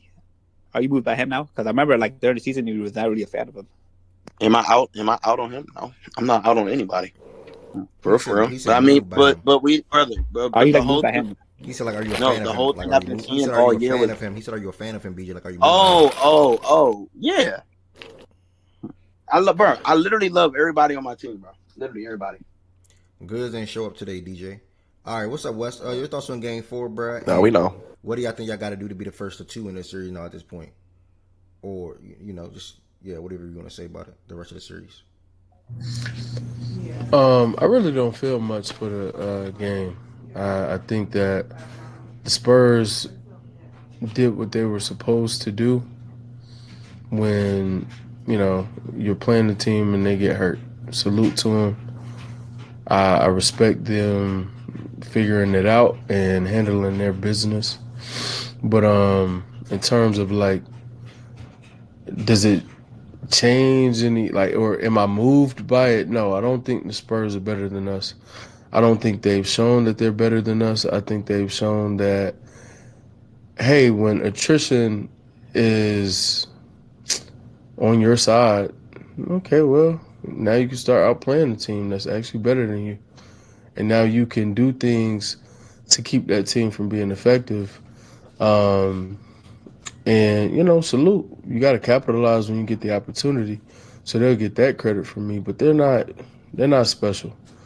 Like I'm sorry, they just aren't, bro. Like they have that that tall guy who everybody loves apparently, and he's a really really good player, great player. Gonna be one of the best ever. And then they have a bunch of guys who can play basketball, but nothing special, nothing that moves me, nothing that scares me, nothing that makes me feel like, oh, we can't compete. I think we're a better team. I think we have shown that, and we have players actively dying in the series, and we're still showing that. Like we've still shown it. So we'll swing back to OKC. We did our job to take back home court, which was the important thing. It's unfortunate that AJ got hurt on top of Dub, and we had to play this game and lose the strength that we had through the series, which is our depth. You don't have the same type of depth when you have to cast players for misfit roles. Like now, guys who are supposed to be seventh men off the bench or eighth men off the bench, they have to move up, and there's more pressure on them. And they didn't respond well in Game 4. But salute to San Antonio's adjustment on Shea. It's funny, we had that conversation. Yo, what do you think San Antonio should do? Should they continue to guard Shea this way? Some people were saying yes. Clearly, myself and the others who were saying no, if they want the best chance at success, clearly they felt the same way and they adjusted. They stopped hard doubling Shea. All right, we're going to let Castle guard him full court and we'll help. We're gonna play boxes and elbows for sure, but we're not going to overextend our defense and just create opportunities for you all and give you advantages to play 4-on-3. And it worked out for them. Now it's time for us to adjust. Hopefully, we can get both of our guys back. We're missing our second and third best creators, if not both, at least one. And then I'll be confident regardless of what's going on. But yeah, salute to them winning when we weren't healthy, and salute to them being able to capitalize in that manner. But Jordan Wood said, if J-Dub is out, y'all losing the series. Do you feel the same if J-Dub is not returning to the series, you guys are losing? that's something I said prior to the series, but we'll see. We'll see how it goes. I think we are much more. We played better basketball than I expected us to play without Dub. Number one. Number two, I think we just need another creator. One of them. I Okay, that's my next think question. AJ's not gonna make a bunch of shots. I don't think, but his ball handling and the pressure he takes off of Shea and the pressure he puts on San Antonio's defense is still a real thing, despite him, averaging like 7 or 8 shots a game when he's played in the series. And that's something that I think we have to have. I don't think you can beat the Spurs with only one creator, and right now we're rolling out there with one creator. So yeah, if they win while we have one creator, salute to him. Y'all want to crown him, crown him. Like that Okay, that's team gonna take me and to my next thing though.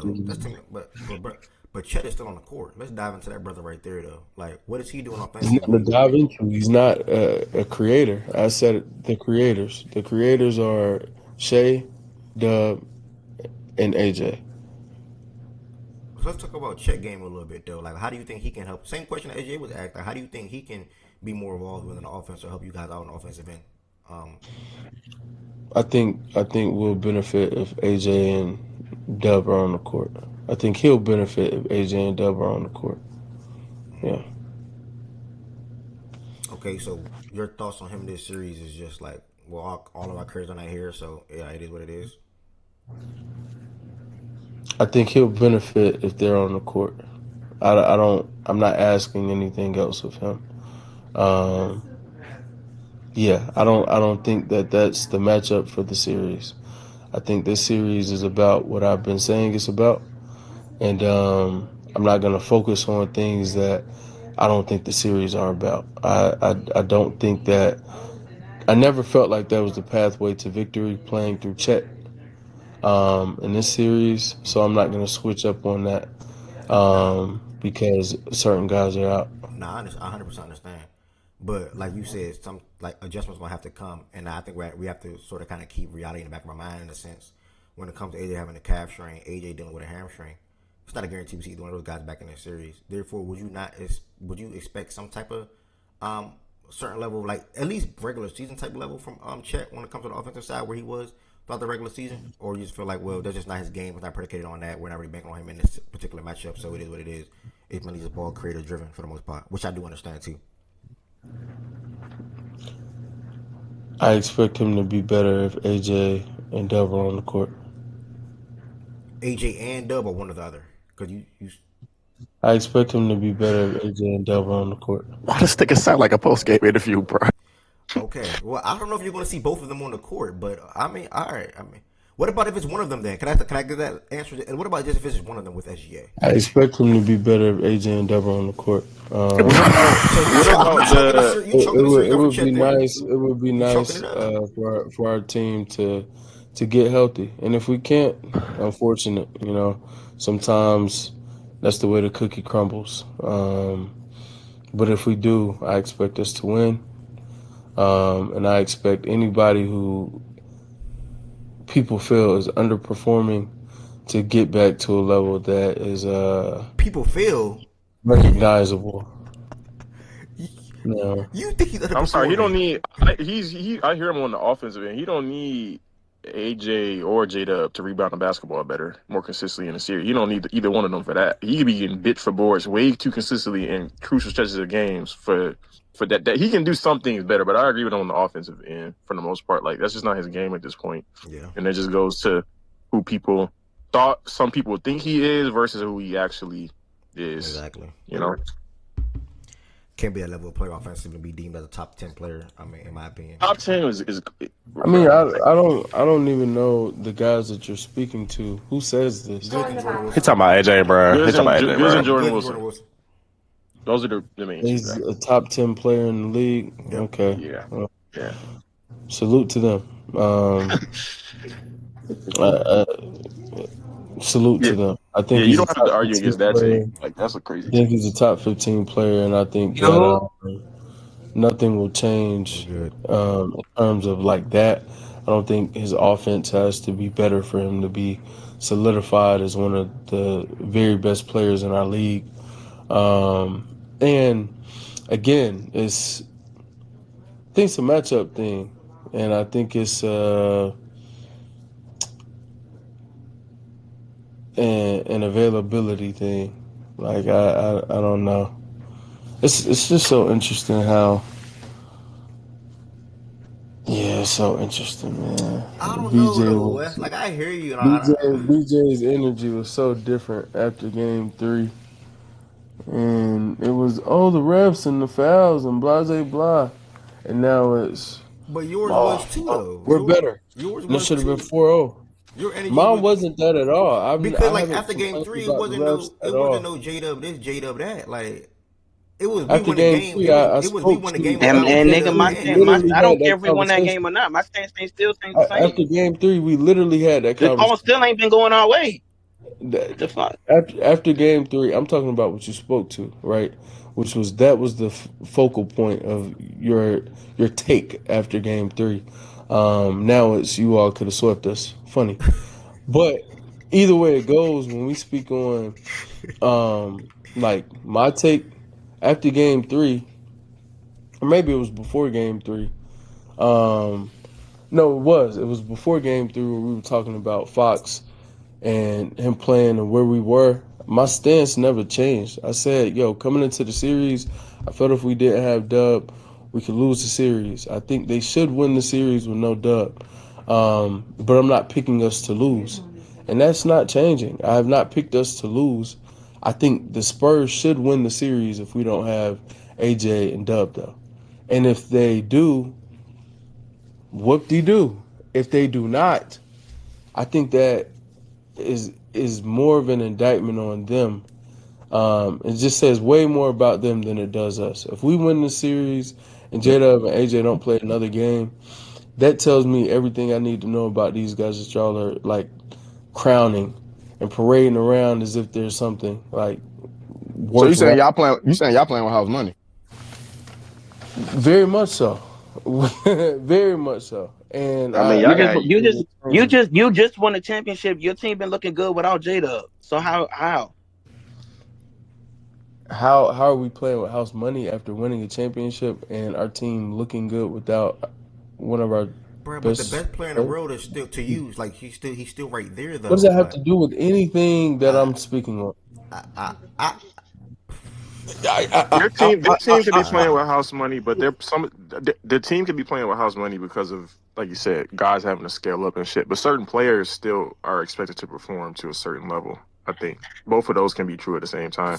Like I think SGA still has to play to a certain level. I think Chet still needs to play That even with makes that makes no sense to me. how does that make no sense? We Why would Shea be expected to play at the same level or certain not the same level. or a certain level when he's devoid of proper help and they're guarding him as such? Because that's how we A talked team about every player throughout our entire time being together. Like I don't in terms of what? like he can't go out there and I'm saying essentially he can't go out there and be if he's a step down from his regular season self or he's closer to six for whatever the game where you say he played was that game 3 where he played really well but didn't shoot well, he make really well. Like if he's closer to that, cool. But he can't be game 1. I don't think he can be game 1 Shea. I don't. And me say, oh, the guys weren't there. No, that's no. Can I chime in real quick? Of course. Yeah, I mean, today was like. huh? Great chime ins. Great. He talking Boss about the said I nope. game. just He don't. I Start from talking just the don't about start. think like. it's Start from the house top. money. I think house. Tween. Start from the top. Oh, Twin talk. My bad. Tween. Say that one more time, You man. gotta start from the top. You went out as soon as you started talking. Okay, let me take out my AirPods. They be doing that. Hold up. Hello, can you hear me? Is this better? Yeah. Mm-hmm. Yeah, I was basically saying last night Shea got more single coverage. I mean, it was like a late stunt. They just wanted him to pick up the dribble. But I thought he could have been better. But that's another bad start for OKC. Like they started that game down. If I remember correctly, it was like 8-16. And a lot of their buckets, it was like wide open Spurs 3. Champ Penny had clean looks. 1B, I think they went under a ball screen. He hit that 3. It was like, bruh, it's just a lot of miscommunication defensively, a lot of breakdowns. I thought OKC defensively, they weren't anything special. That's what everybody want to talk about. Shea scoring, this, that. They maybe a Chet Holmgren. That's like a hot topic right now. But it's the defense. Like OKC didn't get many stops last night. It felt like the Spurs got every offensive rebound, second chance, third chance opportunities, even though Keldon and Fox and some of their other rotation players didn't do anything. Even a Bryant, like none of that, like outside of like Wemby, Castle, that's about it that played at that level. You know, this was a very winnable game in my opinion. It was just the rebounding and some of the fouling that for Spurs to get to the line. I don't know where you start. I get it, Jared McCain. You want to go Isaiah Joe, even though he only got minutes to end the game, and Wiggins. But it's like, bro, you got like 3-guard, 4-guard lineups at times, and then you want to take Ihart and Chet and stagger their minutes. I feel like you just gotta go big, in my opinion. But they don't have a lot of big bodies. Like this might just be a problem when it comes to matchup. Like Shea's in the game, you got Caruso in the game. You might have at times. They went Kenrich Williams last night a lot, but he was just spacing out. Like, you know what I mean? He wasn't banging inside. He was like guy that was popping most of the time. They had Case and Wallace. This is, bro, they got 3-4 guard lineups, and you got a team with the Spurs who was dominating inside. So I don't know where they go from here. In my opinion, this was a very winnable game. But bruh, you just gotta look at, you need more out of Shea, you need more out of Chet, but it's more to that. It's really the rebounding and limiting Spurs to one shot. I like the end of your take for sure. I don't like the defensive point you made at all, like whatsoever. But I like the closing defensive possessions. But I think we guarded well in the entire season. Series we've guarded well. Closing possessions has been a big thing for us against this team. In the games we've won and in the games we've lost.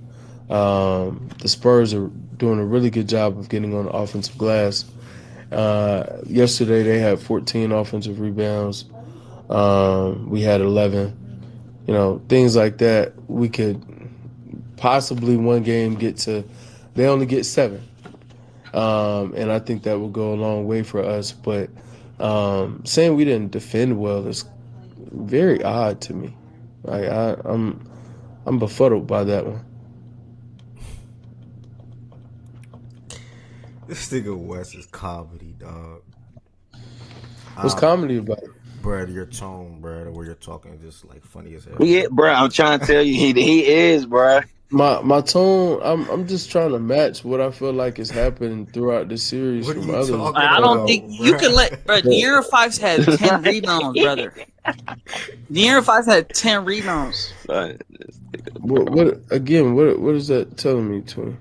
2 of them was offensive, but 8 of them was defensive. But it's just like, bro, you got to put a body on somebody. I agree with you on that. Like I'm saying, you talking about us and our inability to defend, unless you're putting up. I'm about to go ahead. No, go ahead. I said, you don't think defense is ending a possession? You could play phenomenal defense for 24, I agree 20. with you on that. I think that's a part of defense. I think it's being overstated by you saying that we didn't play good defense because we gave up some offensive boards. And again, though, that can be your take. You could stand on that. I just won't agree. I do think it's something we need to clean up, though. And so it's something that we needed to clean up in the wins and in the losses. Like, I think it consistently for the series has been an issue. You guys had a 0.6 points per possession in the half court. Spurs had 0.7. Some of the offensive rebound, the free throw rate was pretty big. Spurs won that. It was 26% free throw rate. Some of the effective field goal stuff, 36%. Even though you guys had the turnovers wasn't that crazy. I'm looking at it.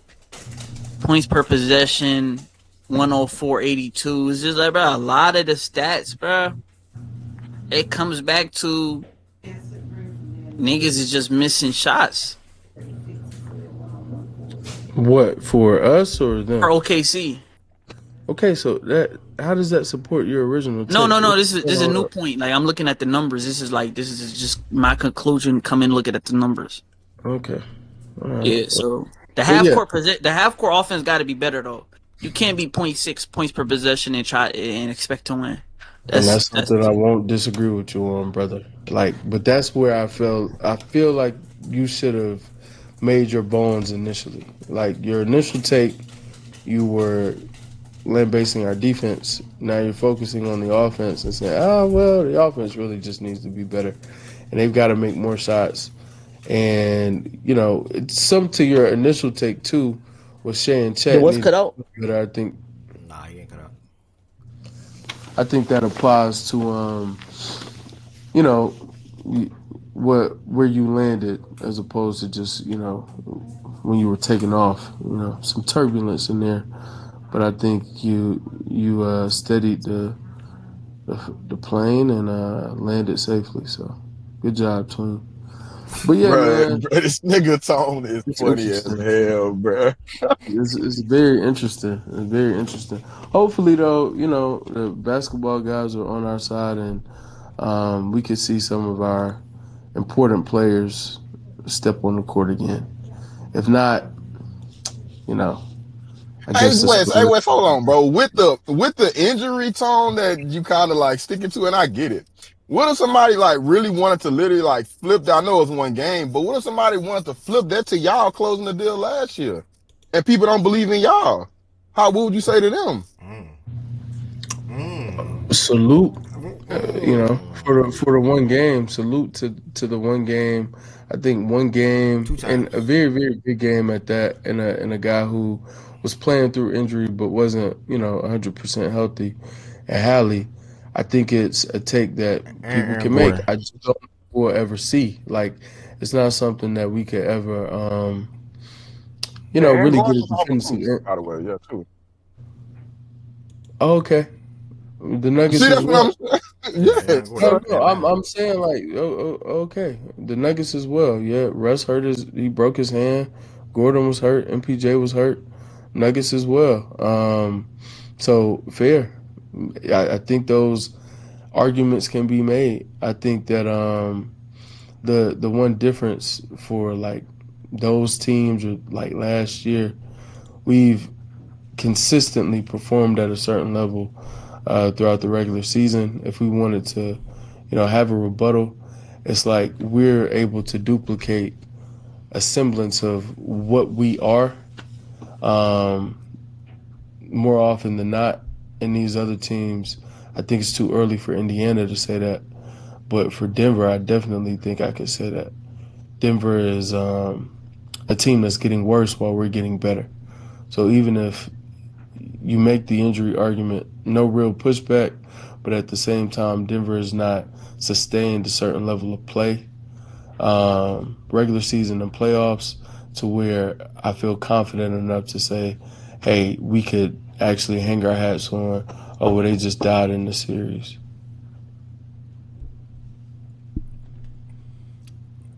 I'm not mad at that. That includes. Well, I got a yeah, question for y'all. I'm My glad you bad. said like you said. Nah, I'm just saying. I'm not mad at the context you included with that. I mean, that's kind of it's more nuanced, and I appreciate it. But grand scheme, as long as you say it's fair for people to say the same thing, going back to last year to what you saying right now, then that's where I just I landed.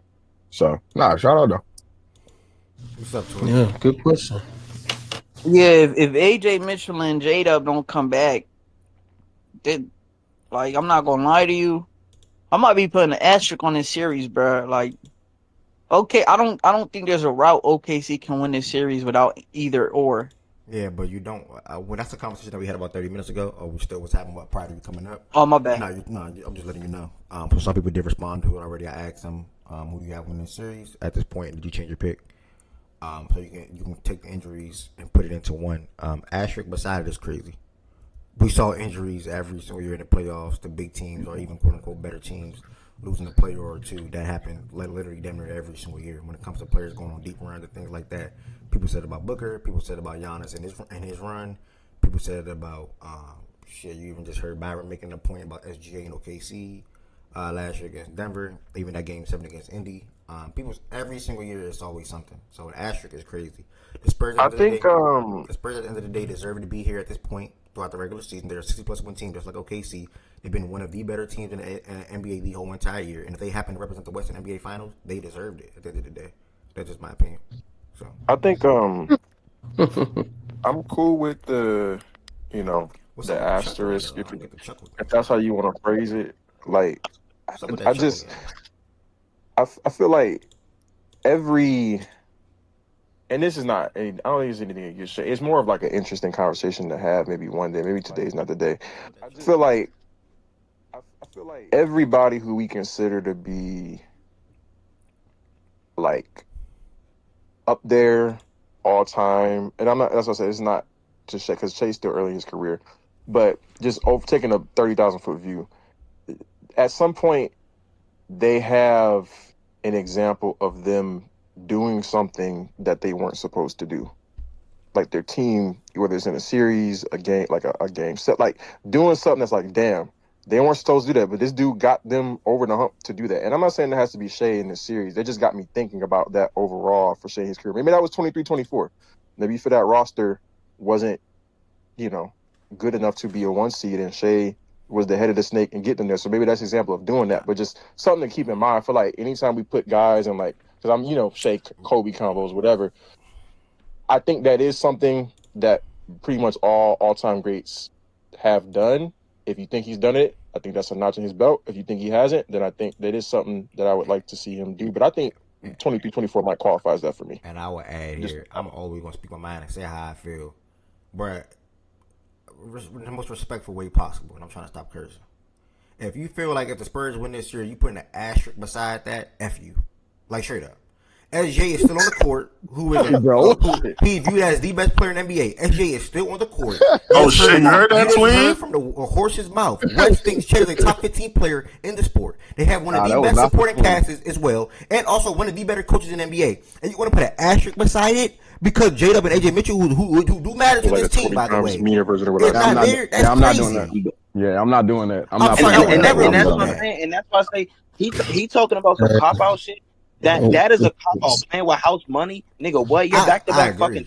I agree. You won a championship. The house money shit is crazy, bro. Stop. Like you all can say stop. I think reality is a lot different than the talking points in here when it comes to house play. Like, yeah, we are playing with house money. If our second and third best creators don't finish the series, I don't see how anyone could say anything otherwise.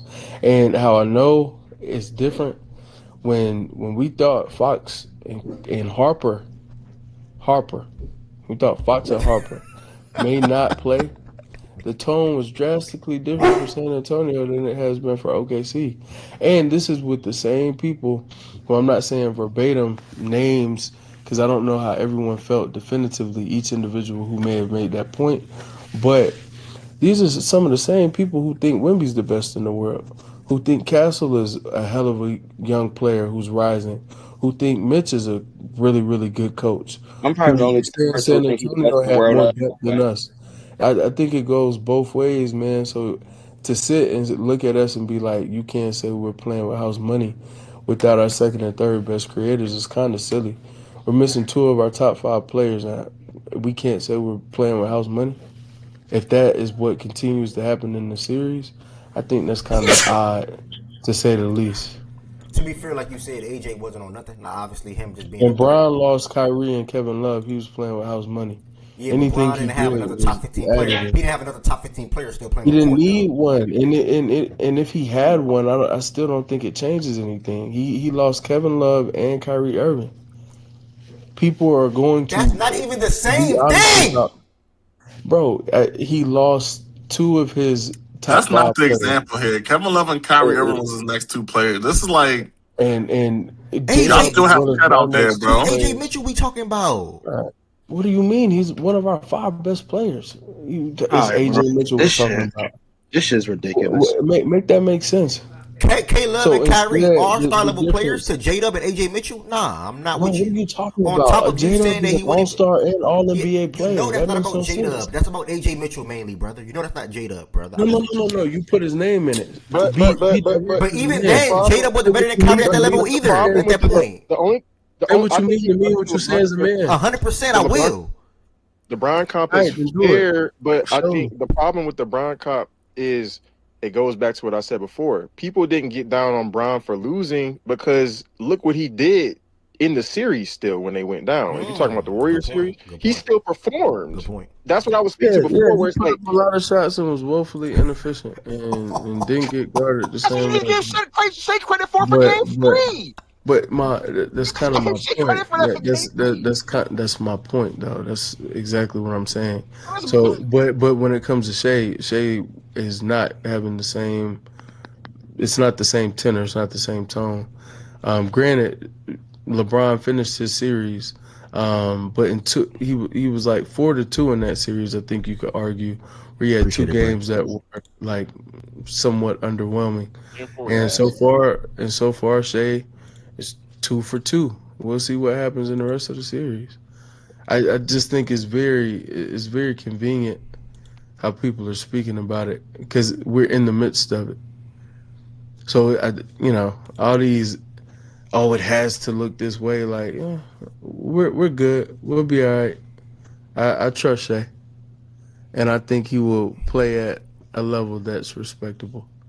There we But go. I don't know what it's going to be for you all. Because I when I made the inefficient statement, you see where Jordan's tone went. Y'all talking about my tone, my pitch. Did y'all see what happened? Did you hear it? Man, F all of that. Do you agree with that? What do you hold on? What do you mean? The inflection. What about it?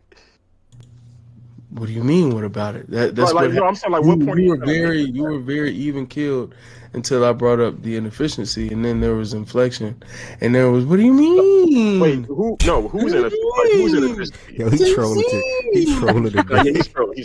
I don't know, man. I don't know. Nah, no trolls. I'm just He's talking. trolling, bro. Because I had a different tone with the same player, though. That's my point. I was called with Shea's inefficiency before, and then I was very elevated with it the second time. It's not like I had a different. It wasn't like the tone was different with Brian versus Shea. It was same player, just different tone. Same player, same game we were referencing. The tone went up because you said, yeah, Brian put up a lot of shots, did da da da da. And I'm saying, well, that's what you just gave Shea credit for in game 3. And he still had a high impact. And that goes to my point I was making before, where and I agree with you, and that's where we kind of met in the middle. And I said, I said this verbatim a couple minutes ago. I said, if it looks like game 4 or game 3, where he's not efficient from the floor, but he still playmaking, he's still been in the defense, and they lose the series, for me, that's fine. But he has to do that though. Like he got to give me. That's the certain level that I'm talking about. That's a baseline level that he needs to meet.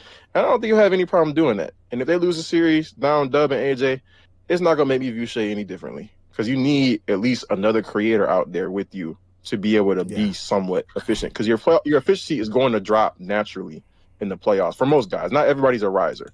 Just because you're not a riser with your efficiency in the offs, I don't think that makes you a dropper. That's kind of how I feel about Shea. I think Shea is just, for the most part, the same dude in the playoffs, but your efficiency just naturally goes down a little bit, and then it goes down a little bit more. You don't have players out there with you. If you watch this the thing though, you get more hype. Like you're. Oh my bad. Go ahead. I knew you were gonna do that. There's no point to stop, bro. You already just continue. Go ahead, bro. There's no point to stop. But if I was just gonna speak to what Wood said. It's more half court possessions, the points per true shooting drops from every team in the playoffs. Besides the Knicks, they got like a 63 true shooting as a team. I don't know how the fuck that's possible. But yeah, nigga, everybody's TS drops. I mean, the volume, I think I was saying this in the chat. The volume might increase, but your efficiency is not going to increase 99% of the time. So if he was a volume merchant, I wouldn't be mad, but he's not. He can't. Nigga, they doubling him, trapping him, hedging. I'm not expecting him that because it's only 90 possessions in a game.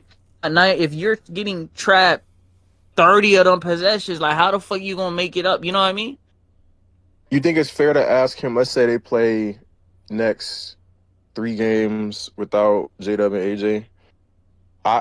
First of all, before I ask the question, the answer for me is yes. But to you and maybe everybody else, do you think it's fair to ask for Shea to have a game where he's uber efficient on the shots that he is taking within that particular game? Yeah. What do you mean Uber? Like 60 TS, 65? You talking about 12 of 18 type thing? 12 17, 12 18. Yeah, something like that. Yeah, I think it's fair to ask. Sure. Yeah, he need a game like that. He can have a game like that. This is NBA we talking about, y'all. He can have a game like that in this series. No. That's why I said yes. I said yes to that. But this is the thing, though. They're making a concerted effort to take away the transition points. I understand that, and that's why sometimes some greats just from a Shea game. Some things that's no. This is the thing about it. Shea manipulates. Nigga, LeBron said it. He's like Giannis. He's getting 10 to 15 points just in transition alone. If you stop the transition because he picks up his dribble with 18 on the clock, and it's a nigga coming over Carter or Vassell or Champagne or one of them niggas. Bro, he damn near gotta make his threes. and he got to make his midi like 6 of 8 for midi just for that to happen. Yeah, I mean, I I'm think he asking can you that do it. one time. Yeah, I think he could do it, but it's like damn near fucking like shit. I understand what's thrown at him, and he's not the first superstar to see coverages like this in a playoff series. I understand what's thrown at him, and I still had picked them, and I still probably will have them win the series. At least I just need one of them guys to play J-Dub or AJ. But like Wes said, like if they, I agree with one thing, not one thing only, but I agree with one of the biggest things that he said. If both of those guys are out and San Antonio happens to lose this series, that's telling me more about OKC than the Spurs, like 100%. For sure. But No. No, you mean he said? I I said think he that said it wrong. My reversed, bad. I didn't he? twisted it. Yeah. My bad. Yeah. He said it. Yeah. Yeah, but when West said that, Dream Shake gifted whatever. Thank you for that, brother. Let's go. I agree with West when he said that to a T. You know what I'm saying? Because this will be a tough series for him to win without both of those guys playing. And I know it's easy. It's not easier said than done in a situation where people can be like, "Well, man, AJ need to go have one of them type of games." I do think he needs to have one of them type of games at the end of the day, but it ain't easy though. You know, especially with the way the Spurs are corralling him, and like Wes said, the boxes and the elbows and things like that, and the covers that he's seeing though. But I do think that the shots that he is taking, because for the most part he's taking open looks. For the most part, the shots are open. Now they are a little more difficult. Don't get me wrong, but you are at the end of the day SGA. You are back-to-back MVP. You are currently, as of right now, viewed as the best player in the NBA. I think going into next season, majority of people will have Wemby at that point. But as of right now, probably even some people saying Wemby right now. But for the most part, throughout the duration of the season, people viewed him as the best player in the NBA at the end of the day. And yeah, we need a game like that, nigga. I need that. What was SGA's best games this playoffs? Game 4 of the Lakers series. Look at his game log. That's a good question. Who did play first round? And this is what I was kind of game 2 of the series. It wasn't really a combo. I was just mentioning to him. Like, what's SGA's best? Where's his best games at? We seen who they play first round? He gave the Suns a 40. It was Phoenix. The Suns. Suns game 3, he went crazy. I just said it. Y'all can't hear me? He also was 5 for 18. Now we heard you. I think we just ignored you. He missed one 2-point shot that game. My fault, twin. He was crazy. My fault. Yeah, that's it. God damn. What you say? I literally didn't hear you. All I heard was Suns. Game 3 against the Suns, he was 15 for 18. He missed one 2-point shot from the field. He had 42 points and 8 assists. Shit. He was insane. He killed them. How many free throws he shoot that game? He shot 12. He killed them in that series. How many free throws he shoot that game? 12. 12? No. Yeah, he averaged 34 that series, 8 assists, was 55% from the field, Shit. bro. That's wild. Oh, I mean, and it was sending. They was lost his games, bro. Yeah, he beat the crap out the Suns. You broke up to me. What's up? I did want to ask you though, like, do you agree with the asterisk thing? And then also, I'll wait till I get the answer. Wes, you agree with that asterisk thing? As far as if the Spurs win this year? I need that answer. He might not be here. I need that answer from him shortly whenever he do return, because I think that's the last thing that threw me off. Other than that, I'm good with the talks that we having up here, bouncing back and forth with each other and things like that. But asterisk besides the ring, if they get there or win it, or nah, that's just crazy to me. Like I would never. I'm about to say, because then shit. Okay, so you need an asterisk at that point. That's where I was going to follow up with. Like at that point, then they need an asterisk for the Denver series and Indiana. At the end of the day, because they very much so could have lost that game 7, and they very much so could have lost to Denver. So like, just keep it 50. You talking about OKC? Yeah, keep it 50-50. Mm-hmm. But I'm not gonna lie, Aaron Gordon, bro. No, it's nothing to lie. It's nothing. You are about to lie, though. I'm not gonna lie. It's showing me that you're about to lie. Because there's nothing to say. He wasn't healthy. J-Dub is a All-NBA talent. No. AG is very. The point was important players not being on the court. That's AJ Mitchell and J-Dub. So no matter how you about to toss and turn it, an important player was either on the court or not healthy, or did not play at all, or was not able to play for real. Okay, that's fair. Aaron Gordon, MPJ, I'm not mad at Russ that. even pointed to Russ breaking his hand or whatever. What year did he put up, Russ? Last year we're talking about Denver and OKC. Okay. Fox really not healthy, to be fair. Well, yeah. The asterisk thing was brought up by Tween, and I think a couple of people, somebody up here agreed with him. I can't remember who it was. Yeah, it was I think Wiz that agreed with me, co-sign. Shout out my brother Wiz. I just think what about co-sign what? Sorry, I just got back. The asterisk point I brought up with the OKC with the Spurs, you're looking at this series if J-Dub don't get back. I just think put an asterisk on it. I just think asterisks in a way. Yeah, I look at it like I view asterisk a little differently. Asterisk to me is like I really feel confidently, definitively one other team would have won had these players been there. So and then these players are out, so it clearly tilts in the other direction. I don't know that I feel quite that strongly where I say an asterisk. I think it would just leave this matchup in limbo for me. But that's just I just view asterisk a little and different. I that's don't view this. better. I respect that. Yeah, I didn't really get to yeah, see this matchup for what it could have been. I hope I get to see it next year. yeah. You know what I'm saying? Like, and I guess I will lean there a little bit, maybe, but like to put an asterisk on what San Antonio been this whole entire year. That's basically what I took it. Like, To me, asterisk, when you say asterisk, at least how I use it is like if they would have been there, they'd definitely win in this series. I don't know that. I just don't know that. I just think all the I feel comfortable if J-Dub is because I seen what he did in game one. That nigga was the best player on the court, damn near. That's what it felt like. No, The he was nigga was not. shot making. No, obviously Wemby went for 40. Don't get me wrong, but that's what I'm watching the game. Yeah, they lost. That was a Wemby 40 ball. But it felt this is what I'm talking about. Like watching that whole Wemby woke up, yeah, but like nigga, J-Dub was fucking phenomenal. I just think we start big brain and stuff. I don't think asterisks, no asterisks, no one cares, bro. Just go out there and play, bro. Literally, like it is what it is. Like it is what it is, bro. You play the card you're dealt. Asterisks and anywhere dumb. It felt like 2018 all over again, bro. The two superstars in this series is on the court, and then I hear them if they did not think Chet was a top 15 player. You have another top 15 player as your running mate. You have the best supporting cast to them. But he's not top 15 because he scores. Yeah, you gotta stop doing that. He's top 15 because of his impact. Because of his impact offensively and defensively. Wait, who has him top 15? I think West that's Good and Jordan Wilson. He's top 15 because of his impact, the level of player he is. West. I mean, he's a top 15 player in the league. It may be 15, maybe to some people it's top 20, but I think that's nothing to get hung up on. Chet is a very good player, and yes, people can expect him to play better. Do you agree with the asterisk thing? It's very fair to ask. Do I think what? Do you agree with that asterisk thing? If the Spurs win, when we're down J-Dub and AJ, 1,000%. I don't understand how anyone could not think that or not agree with that. If they were down Fox and Harper, I 1,000% think Spurs supporters would say, "Yo, they only won because they were down Fox and Harper," and I think we would just have to see if we got to meet them again in the future. If it were the other way around, it would definitely be. And they were 4-1 in the regular season. All this stuff, even in the regular season, though. When we weren't healthy every time we played. Okay. But that is what would be said. So I don't see any issue with somebody saying that. And do you also put the asterisk on your Denver series last year in Indiana finals win? Just asking. If somebody wants to put an asterisk there, salute to him. But would you do it as well? No. That was just a game 7 though. Would you agree with in the second half?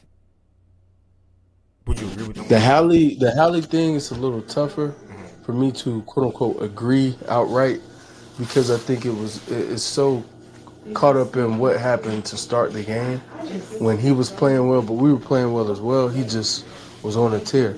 But I mean, if somebody wanted to do that, which people do that is something that absolutely happens. So, but yes, if we were down Dub and AJ, I don't see a way that there isn't an asterisk beside the outcome of the series.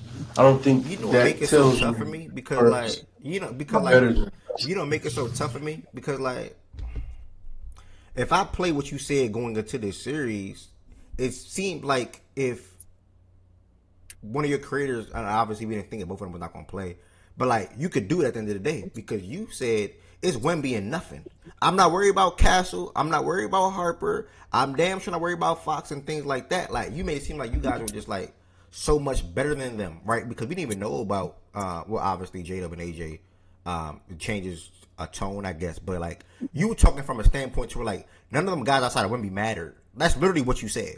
Basically nobody outside of Wemby mattered. And I still stand by that. What have they done to show that they matter in terms of coming into the series? My point was none of those guys concern me. And I don't think they've done anything to say we have to be concerned about these guys. I think they all They done. I haven't. think they all done things to help them win games. The 1 or 2 games that they won in this series so far, though. I didn't say they're terrible players and they suck and they'll do nothing in the series. I said they don't scare me. They don't concern me. They have one guy who I think we have to be concerned about. We really need the game plan for.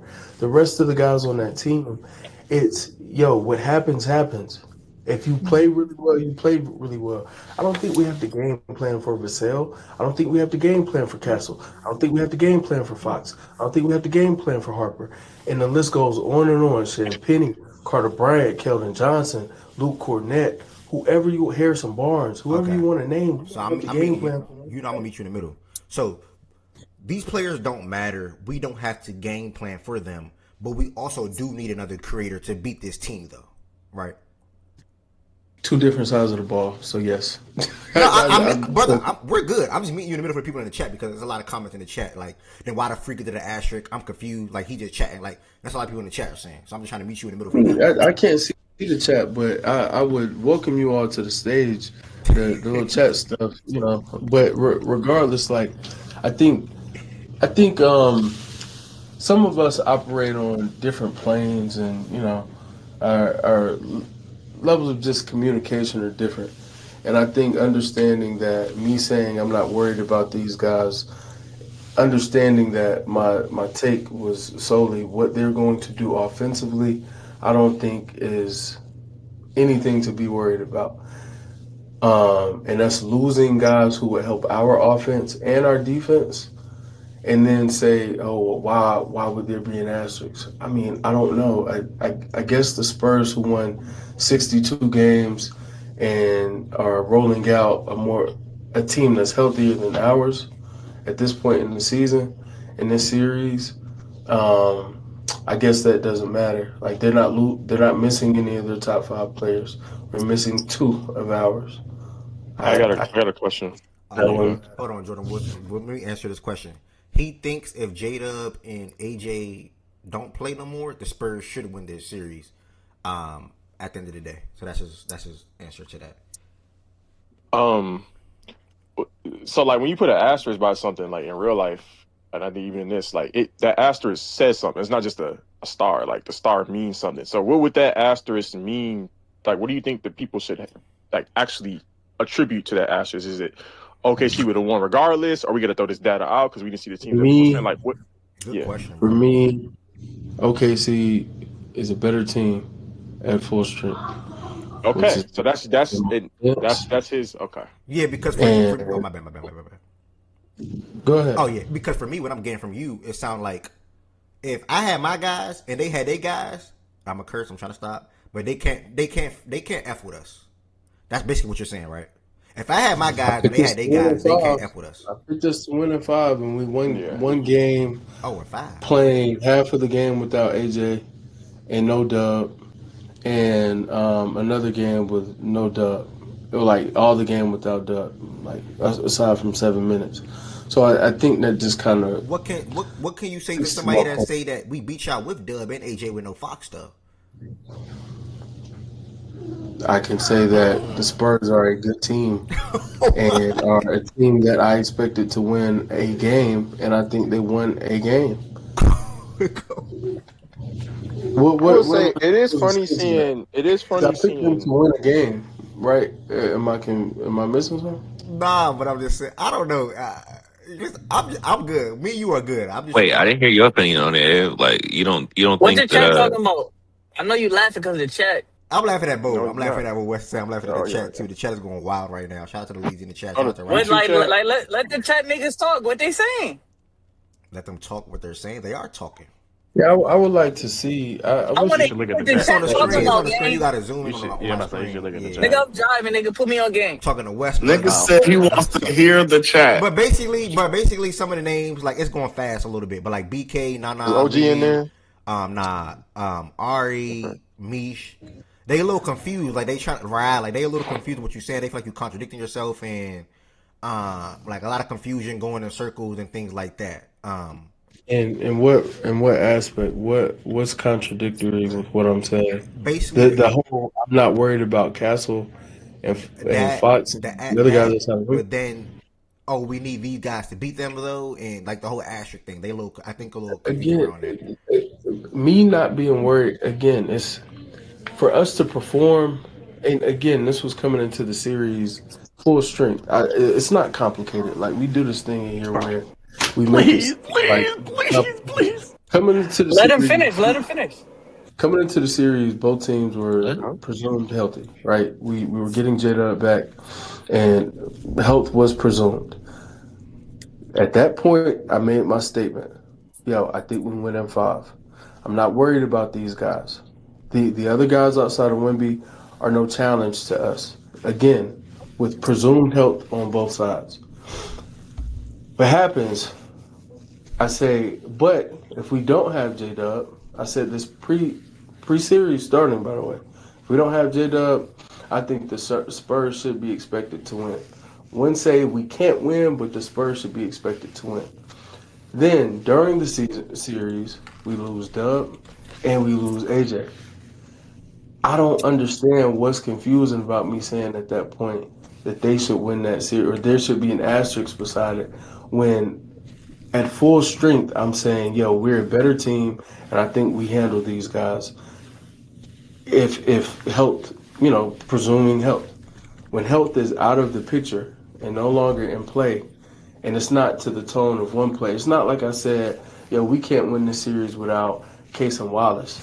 If Lou Dort gets hurt, there needs to be an asterisk. Like, hear what I'm saying, bro. I think we do this thing in here where we try to make it seem like things are unreasonable, and I'm not being unreasonable, bro. I don't know on any other team, if a team lost 2 of their 5 best players, which one of them to a lot of people is their second best player, I don't know too many other scenarios, especially playing another good team, where it would be like, oh, well, y'all still supposed to win anyway because you said this.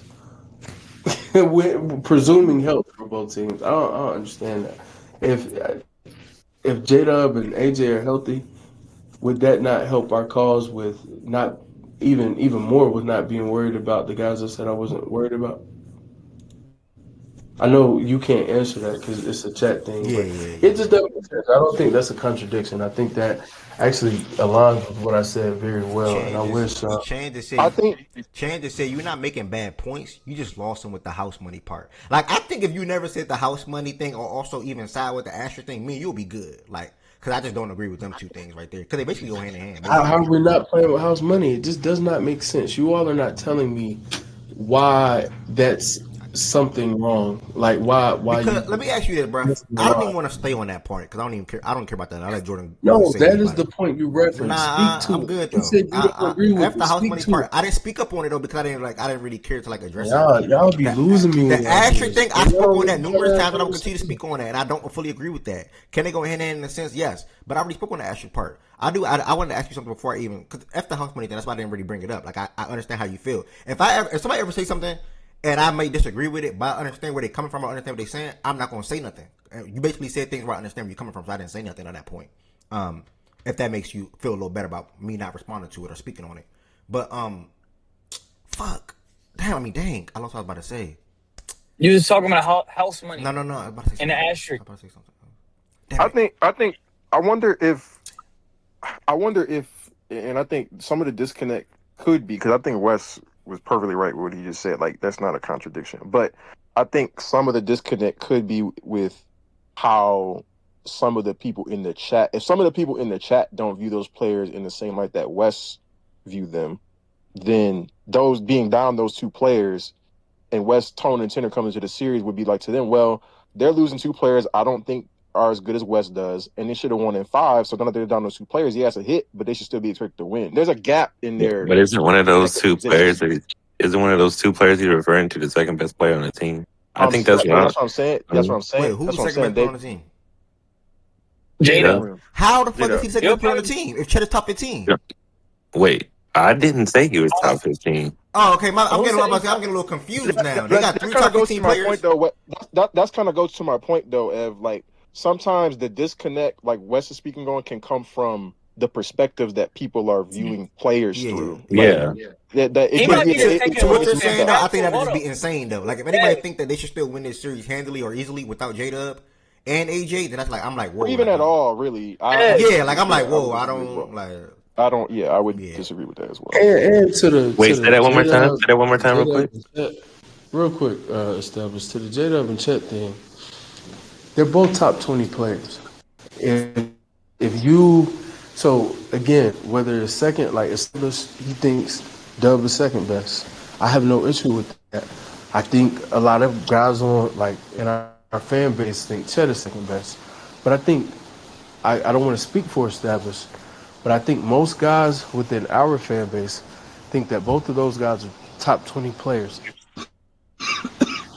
Yeah, I agree with Excuse me. this. To that, you all say what? Okay.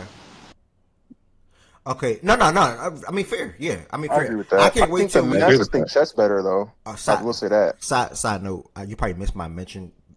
This is way off topic, but I mentioned you the other day off a Drake tweet that I saw. They list like the top 20 albums. I asked you for your top 10 so I can go back and listen to them. If you can get that to me with no rush, I greatly appreciate that. Your top 10 Drake albums in order so I can play that back. Brother West. Side note, I just know you missed it yesterday. But back to this conversation. D-Mac. Yeah, West, that album you sent me fire as hell too, by the way. My fault, go ahead. We'll get to that. I'm on a back end, right? I'm on a back end. And I have a commitment from Jay Will today for the people who care. I know the ladies are in the chat. Music, either space or chord, but there will be something music related with me and Jay Will today. So please pull up. We got the band back together.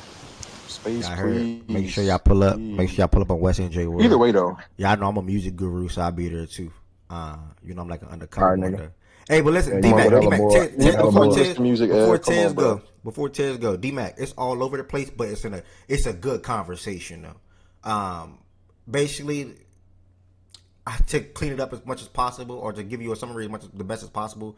Are the OKC playing with house money? If the Spurs win this series, is it an asterisk? And then who do you have win this series now? It's basically around stuff like that. Ted, that's to help you out too a little bit. That's pretty much what with J-Dub and AJ out. With J-Dub and AJ out, yeah. My bad. House money with J-Dub and AJ out. Okay, what is Go ahead. Okay, asterisk as far as what was because I know I wasn't here, so I'm just if I'm going back, my bad. But what is y'all definition personally of that? Like, because I know everybody asterisk definition is different. Like that's not. That's the reason why they lost the series. Yeah, Jordan Wood asked West that question. It was Specifically, I was saying at full strength, the asterisk is at full strength, we beat them. At full strength, we're a better team. If those two players, potentially even just one, like just Dub, if Dub is healthy, I think we could win without AJ. And this is kind of what I was saying to the contradiction point. I'm not saying it to be dismissive, and like I get some of the things that they're saying, because it's like when you say AJ, it's like, okay, AJ alone, like nah. I wouldn't make an argument for Kaysen. I wouldn't make an argument for Dort. I wouldn't make an argument even for Caruso as important as he is. I would still expect us to win the series without Caruso. So it's stuff like that. But yeah, no Dub, no AJ, nah. So that's what the answer is. All right, so let me read D-Mac thing in the chat real quick. I think somebody else had a question. My bad, Tim. Let me just read this real quick, gang. You can say house money, quote unquote. I would more so just say they lose without their second and third players. It's understandable. Oh, well, it happens. Get it back next year. And it's a lot easier to say that when you got one under your belt. How I felt about KC after once he brought the Chiefs in. I'll stop reading.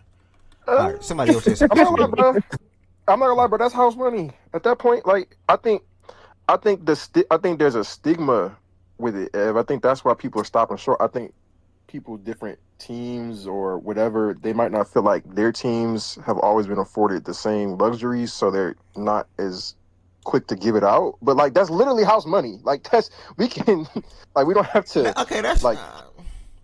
It's literally house money. That's why. Basically, what you just said though, like this is reality at this point, right? Like that is house money. Like you're explaining what is house money. Yeah, we might not like it. I think that's where we stop. Yeah, I think 60 plus wins, things like I think house money is. I don't think it's the wrong word to say, but I don't know if I would have used that word.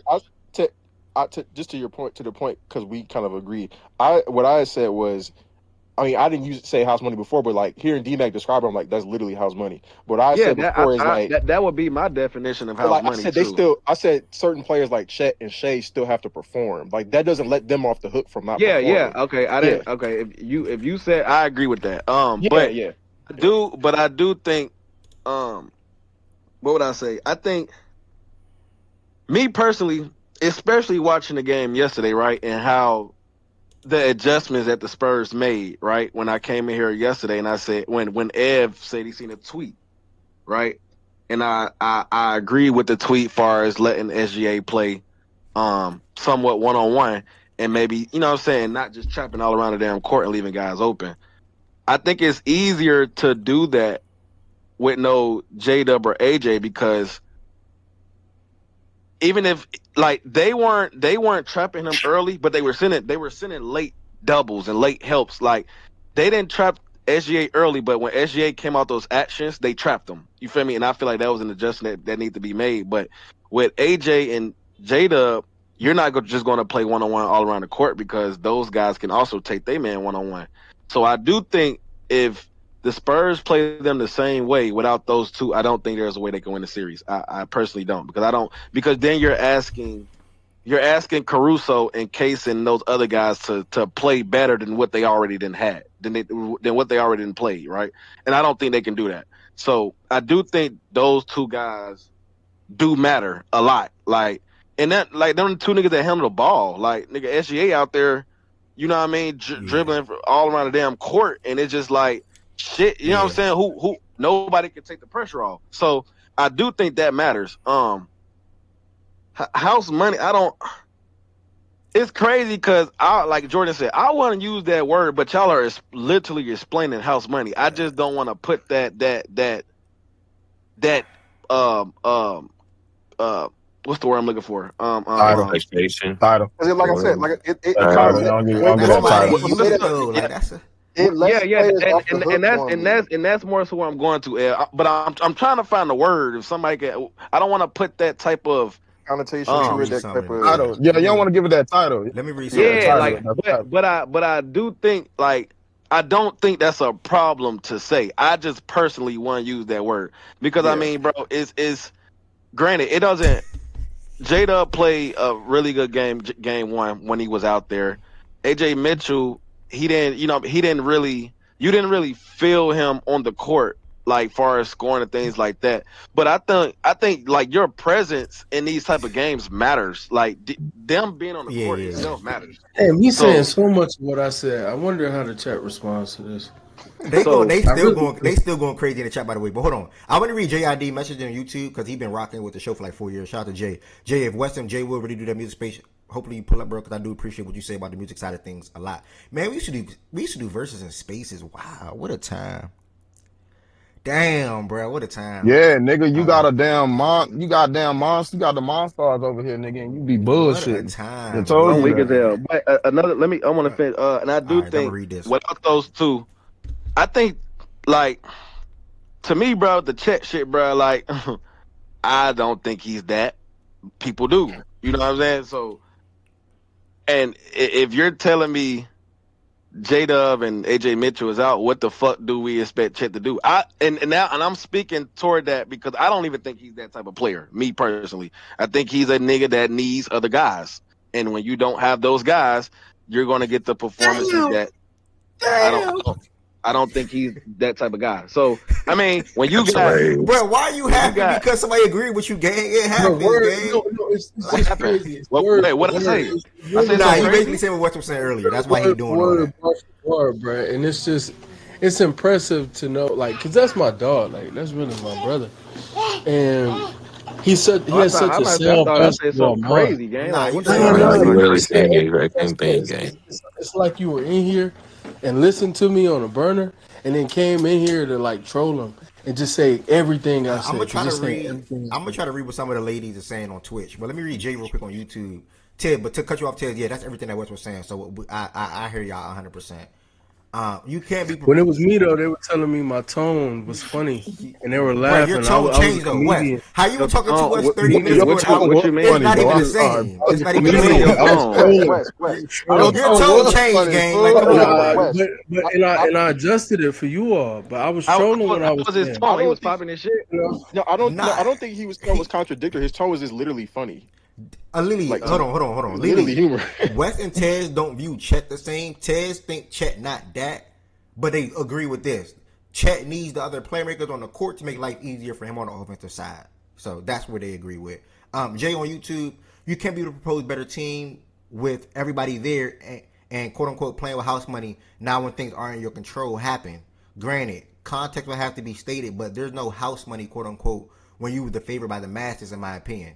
Wes But is love. you You know But this. you're but Huh? you're Your but tone has you're but you're 1000% changed. favorite. You're favored by the whole team being By there. the whole yeah, team you being can't there. say Yeah, Yeah. granted. yeah, that Context has don't to be matter. Yeah, granted. What? I just wanted to read Context his is message, the but whole yeah, that thing. don't. Yeah, yeah, Context is the That whole.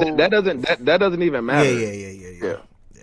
Let me read some things on But Twitter. I mean, Like yeah, it's like I think what like I said, to clear up the just finish it, I think yeah. you're asking the like Caruso has been having a hell of a series, right? Kaysen also has been having a hell of a series. But without those two, and we I talk about this and y'all do too, you need offsetters. You're asking them to play better than what the hell they already been playing. And do y'all think they can do that? I personally don't. I don't think Chet is going to play better. Like I don't think Chet is going to give you a game. I don't. I I don't think personally so. don't. Mm. So I mean, is I think those two are very important, and the way that they guarded the OKC yesterday without them all them open shots that Caruso was getting, because now I'm staying attached.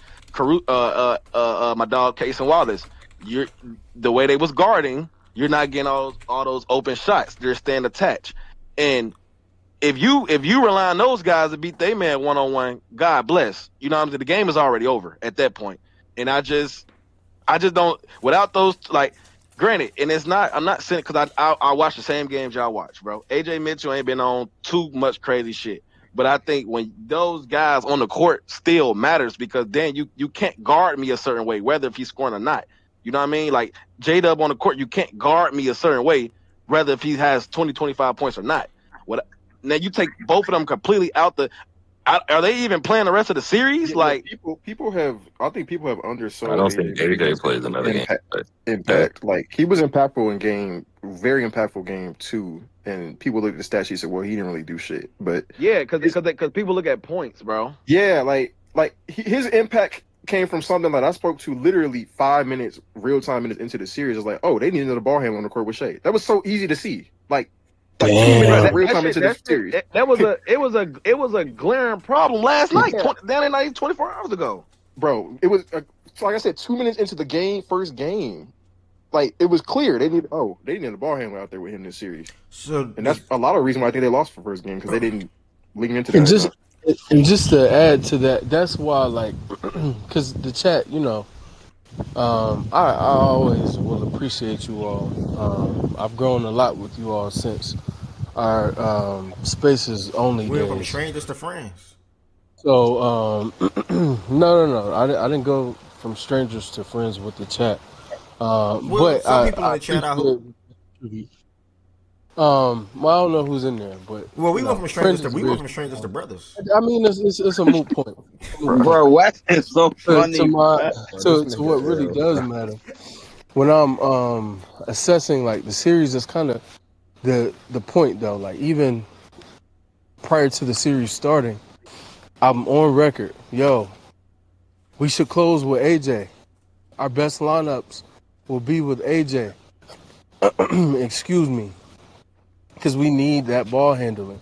We need when they take the ball out of Shay's hand or try to get the ball out of Dub's hands, for us to have another person we can rely on to actually put the ball on the floor, whether he's go get a bucket or just create something for the rest of the team.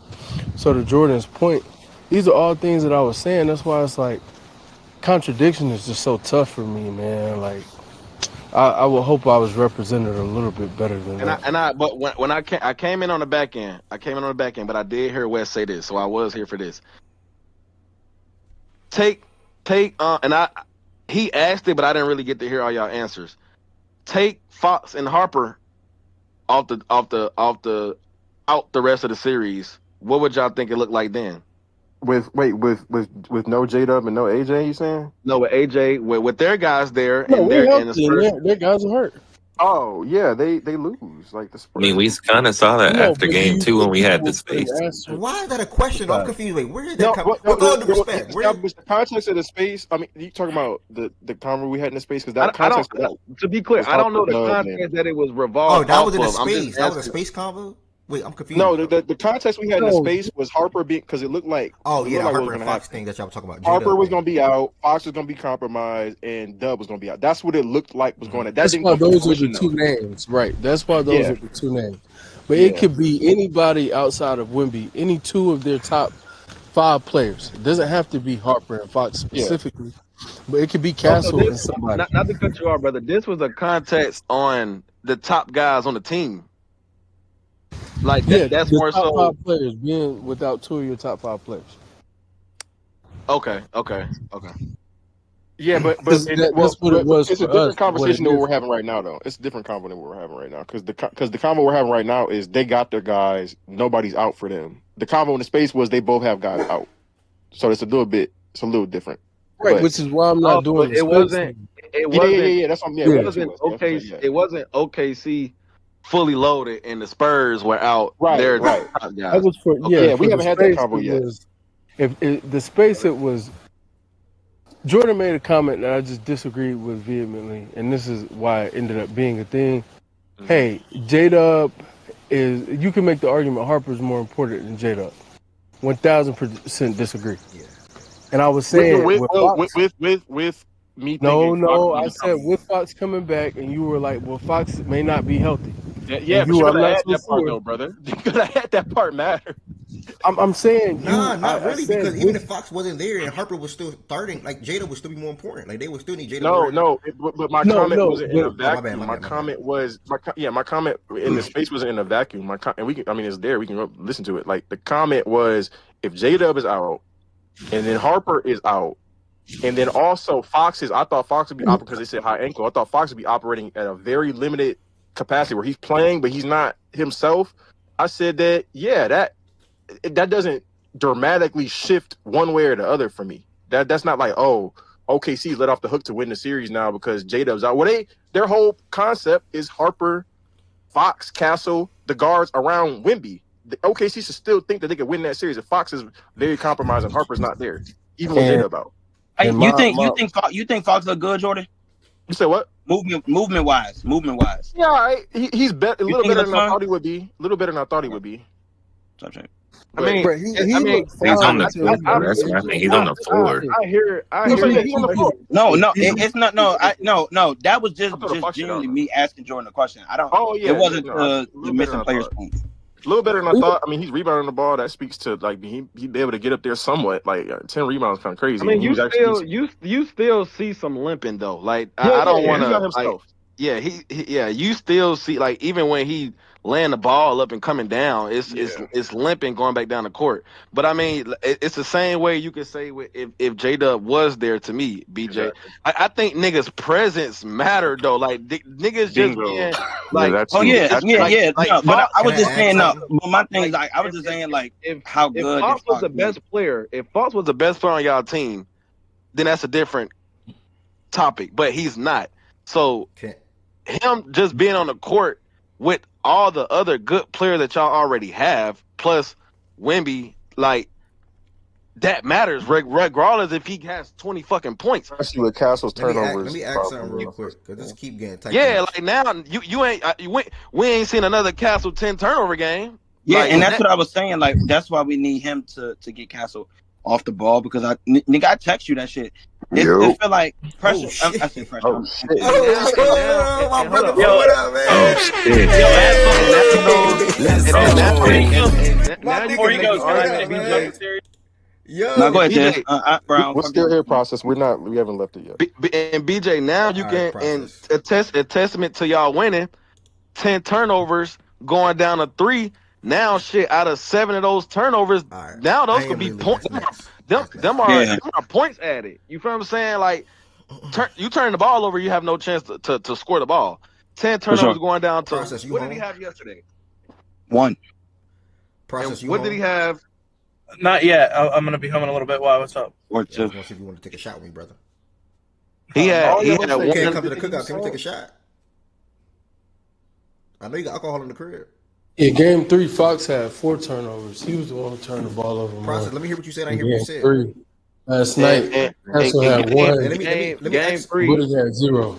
Game 3, y'all won. How many did Castle have then? I think 1 or 0. It wasn't a lot. I think it was 1. You see what I'm saying? So yeah, I mean, 1. No, like now those shits are, even though they did lose game 3, now those turnovers that are canceling out, them are turning the buckets. Like, I think Fox is important from that standpoint. Like, it ain't always about if Fox gonna go get you 20, 25. Like, him being on the court, nigga, not turning the ball over, resulting into points matter, going on runs, shit like that. So yeah, that's really all I gotta say. Nah, I appreciate you, brother. I appreciate everybody that's up here, by the way. It's been a great 2 hours and 45 minutes or 46 minutes of the show today. Make sure y'all subscribe to Fact and Stats on YouTube. Make sure y'all follow my Edward Jr. page. The show will be here every weekend for the most part. Can't guarantee both days yet, but I can guarantee a Saturday and or Sunday for the most part. Sundays will be dominated by NFL eventually, and also while we're concluding with the NBA finals and things like that. So you'll probably expect someone to hear something like that on a Sunday if there is a show on a Sunday. But in the next like July, August, you're going to see like the top rankings for quarterback, wide receivers, running back, We're going to go over all the divisions, what we expect to happen, things like that. So that's coming soon because the NBA season preseason starts in basically 2 months. NFL season basically starts in 3 months. D-Mac with the 5 gifted subs, brother. Let's go. That wasn't even on the screen for shots, but since you just did that, I'll go ahead and take your 2 shots. This keeps getting typed in the chat, so I'm a little confused. This is directly to West Goods and Established. Immediately just answer, and then immediately following y'all answering, don't gotta go long. I'm gonna hear from Goods real quick. My brother put up and said, "Yo, like he." My brother put up and said, "Yo." All right, this keep getting typed in the chat. I don't know. I haven't heard this, so I'm asking y'all. Hold on. Based on their logic and their player assessment, they have 6 out of the top 7 players in this series. Missing J-Dub and AJ just means you have 4 out of the top 7 players. By their words, they still have the better players. Did y'all say that y'all have 6 out of 7 best players in the series? It's Goods and Goods like up here no more. West, did you? They did say 3 out of the top 4. I let them answer though. 3 out of the top 4 was said. Who asked that question? It was Dre Goods. Oh, Goods said it. Goods said it in the space. Okay. Ari saying Goods said this in the space. Yeah, 6 of the top 7 players. Yeah. Oh, yeah. When was that? When was in a space? Yeah, the only thing I say was 3 of the I don't know. The only thing I say was 3 of the top 4. Yeah, we talking about 3 of the top 4. I remember for sure. They could have said that as well when I wasn't there though. When he come back here, because I think that might be just a Goods thing. Then that might not be a West thing. Okay. He come back here. He could have said that. No, Goods say outlandish shit like that. So Ev. He probably did say because I didn't even hear Goods say anything. Ev, Yeah, you know he think AJ Mitchell better than Castle, so you know what I'm saying? Yeah, like y'all. One thing about the chat, man. The made up stuff, like the fanfic, it's just bogus, just flat out lies or just odd. Like if I'm being attached to it, I've never said 6 of the top 7. Never even. I've never even thought that far. I've never even thought about something like that. So that's just an interesting thing. I did say 3 of the top 4, and I stand by that. Really? You do? There's nothing wrong with that. There's nothing wrong with that. Wait. That's not wrong. Yeah, 3 out of the top 4 coming in. That's not coming into the series, you mean? Wait, coming in? Yeah, coming into the series. You asked me and West. I agree with that. I'm saying like if he's saying I'm still standing by that, I'm asking him. Sorry, is he still like right now? So it's a coming into the series. The expectation. Yeah. It's not it's not complicated, y'all. Like pre-series predictions are predictions. So yes, I still stand by me coming into the series predicting that and me feeling like, yo, that's the expectation. Chet underperforming didn't change anything. The expectation is for him to be one of the top 4 players in the series. Him not doing that is an indictment on him. Do you think But someone could look I think at? he's better than. Oh, go ahead. Like there's nobody. I don't think De'Aaron Fox is better than him. I don't think Castle is better than him. I don't think Harper is better than him. Yeah, So Wemby is the only player on that team that's better than Chet. Would you factor in? Would you factor in the when you brought that up? Because I agree with it coming into the series as well. Did you because I did. I'm just asking if you did as well. Did you factor it in the matchup itself, or were you just saying in a vacuum because of who he is as a player? He should be top 3. That's one of the 3 best players, or one of the person that's top 4 in the series. Probably a vacuum. I'm confused by your question. So when you talk about top players in a particular series, there's who the players are themselves, and then there's like who they are in the context of the series because of who they're going against. For me, I knew it would be a tougher matchup for Chet than certain other series, but I still thought the overall impact would be top 4 impact in this series. So I'm asking you, did you also factor in the matchup? Yeah, that's why my offensive commentary is what it is. I never expected him, especially the void of AJ and Dub, to be anything special offensively in the series. My thing was, just don't completely get bitched.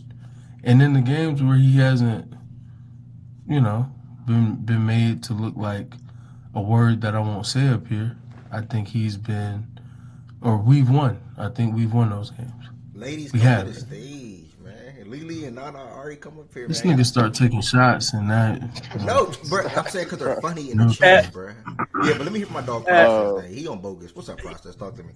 So, I just think that like so far in this series, like I think the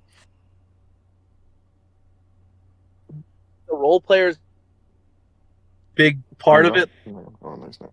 Huh? You going in and out? You hear me or no? Well, he is cutting out. Okay. Yeah, you going in and out. I hear you now. No. Can you? Yeah. So like I think Tez was saying like Caruso and Kaysen and even McCain, like they've had games where like they've went off and it really helped them, and I think that propelled them to win the 2 games that they won. Mm-hmm. I think the biggest takeaway for me, like obviously Chet is not playing well. Like that's clear as day. He is not playing good. He's getting bitched. He can't really fuck with Wemby right now. But like, and like I know SGA hasn't been like shitty, but he needs to be great. And I think he's only had 1 great game, and it was game 3 where it was kind of a blowout. And even to his standards, like it was just a good game, but like he hasn't been like the elite player, the MVP, the best player in the world in 3 out of the 4 games.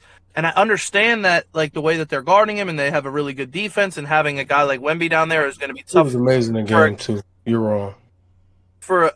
I don't think he was great, but yeah. Okay. I just think that unless I'm mixing it up, man. Maybe I'm mixing the games up. Yeah, the game after they lost. The game after Wemby dropped 40 and 20, where Shea came back and did whatever he did. Yeah, maybe that's the game I'm talking about. That that was the one good game he had. Maybe I got him mixed up. Yeah, I'm sorry. Game two. No, you're right. Game 3. Just let him get off real quick. Let him get it off. Go ahead.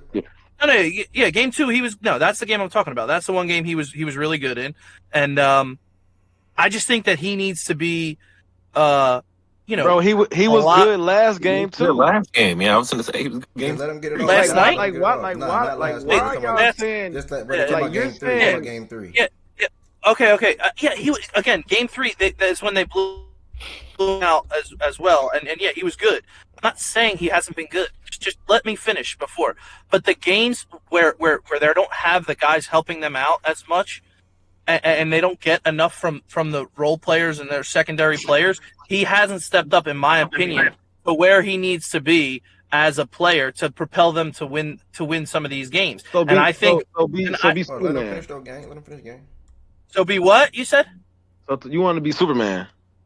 I don't want him to be Superman. I want him to be the MVP, and I want him to be the best player in the world, because when they were dealing with injuries throughout the season, and I know the regular season is not the playoffs, but they've been dealing with injuries throughout this entire year. All year long, they've been dealing with injuries. They've had missing guys. They haven't had a 100% team. He has been able to help them win these games by being the best player in the world, and I've said that about him, and I've said he deserved all the credit he's gotten.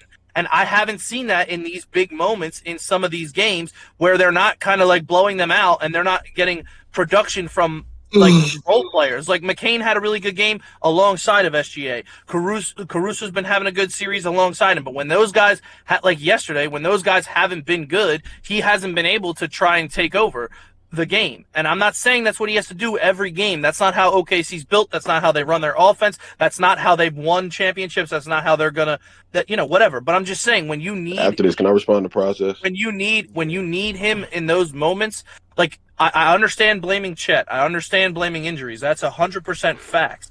But I think he's a good enough player, and I think he's a special talent where he can try and propel them to get these wins, sort of like Wemby has in Game 1 and last night. I'm not saying that no, they didn't play bad, but I'm just saying, like, you could see that he made his mark in that game, and I haven't seen him make his mark outside of Game 2 when he played really well. I haven't seen him make that kind of stamp on a game where it's like, okay, I'm the best player on the court. I'm going to take over. I'm going to will us to a win. He was really good in game. He was really good in game too. Where you see guys, it was a blowout. When you see guys, when you see guys do that, when you see MVPs do that, when you see best players in the world do that, and I'm just saying, throughout his playoff career, you haven't seen him make his mark more often than not. He has games here and there in the last 2 seasons as a playoff performer. I'm not saying he hasn't, but I'm saying sometimes they rely too much on the other guys, where I think, and it could be a coaching problem, I'm not just blaming SGA, but they don't go to him enough, or he doesn't do enough for them to just be like, yo, I have to do this. I have to take over. I don't see that a lot, and I understand that's their offense, and maybe it's a mark problem or whatever, but I'm just saying, I think you need that when they're struggling. He hasn't shown that to me yet in the games that they have lost against the Spurs. Where Wemby, on the other hand, he takes it into his own hands and says, I have to fucking dominate and I have to do this for us to win. And I just think that really it's easier to do that at 7-5. Like, man, stop saying that. Okay, stop but that's an excuse to do that. Stop saying that, my nigga. Has Wemby done that with guys? Stop saying that. It's lazy. Wait, Byron, I got it. But wait, Byron, I got this. Bro, what the fuck are you talking about, Tez? I understand that he is not. You want to see Wemby do it when shit ain't going his way. When this, I said I've seen Wemby do it, and you're saying because he's tall. You've seen small guards, first of all, she's not even small. Without their guys? What? Without their guys? Bro, again, yes, without their guys, you've seen players step up that have taken over games. Yeah, you've seen that in history of playoffs. You've seen guys step up. Going on. Not history. We're talking what's going on right now. Can I just I understand. You're saying, but again, why he stepped up in games without his guys throughout the playoffs. But again, he's playing against a harder opponent. That's the problem. Even if they had their guys, even if they had a fully healthy team, it would still be a tough opponent no matter what. Now, would it be easier for them? I agree with that. So would it be easier if they had J-Dub out there? Of course. If they had Mitchell out there last night, of course. I understand what you're saying. I'm not saying that it wouldn't be easier, but you're the best player in the fucking world at your size. So don't give me that excuse that, well, Wemby could do it because he's 7'4". Bro, I've seen SGA do it in regular season games, and I know it's a different type of atmosphere, and I know it's a different type of game. But we've seen SGA do this. We've seen SGA put the team on his back in important games in the regular season. Well, which I agree. I ain't mean to stop, but I agree. But I don't, like you said, the last game, and what was that, Game 2? I think he had good games. I said he had a good game, Game 2. I said he had a good game. Yeah, I don't think there's anything wrong with asking him to just let me say this. Let me say this because in part I do agree with process to some extent. I got a question when you finish. I think Shea point blank period just got to play better, and that comes with getting shots up. He wasn't getting as many shots up as I think he should have yesterday. 10 shots in the first half, and yeah, he's getting guarded a certain way that it's hard to get him up. But I saw some instances where he could have got more shots up. He could have been more efficient, but he just wasn't doing that. It looked like the defense really got to him. They were like feinting, bringing the double, and then closing out really hard to all the shooters. So it's like they were bringing it, but they weren't bringing it at the same time. And he kind of got confused. He was in that playmaking mode to where he was like passing it more than looking to score. So I do think he got to be better in that instance.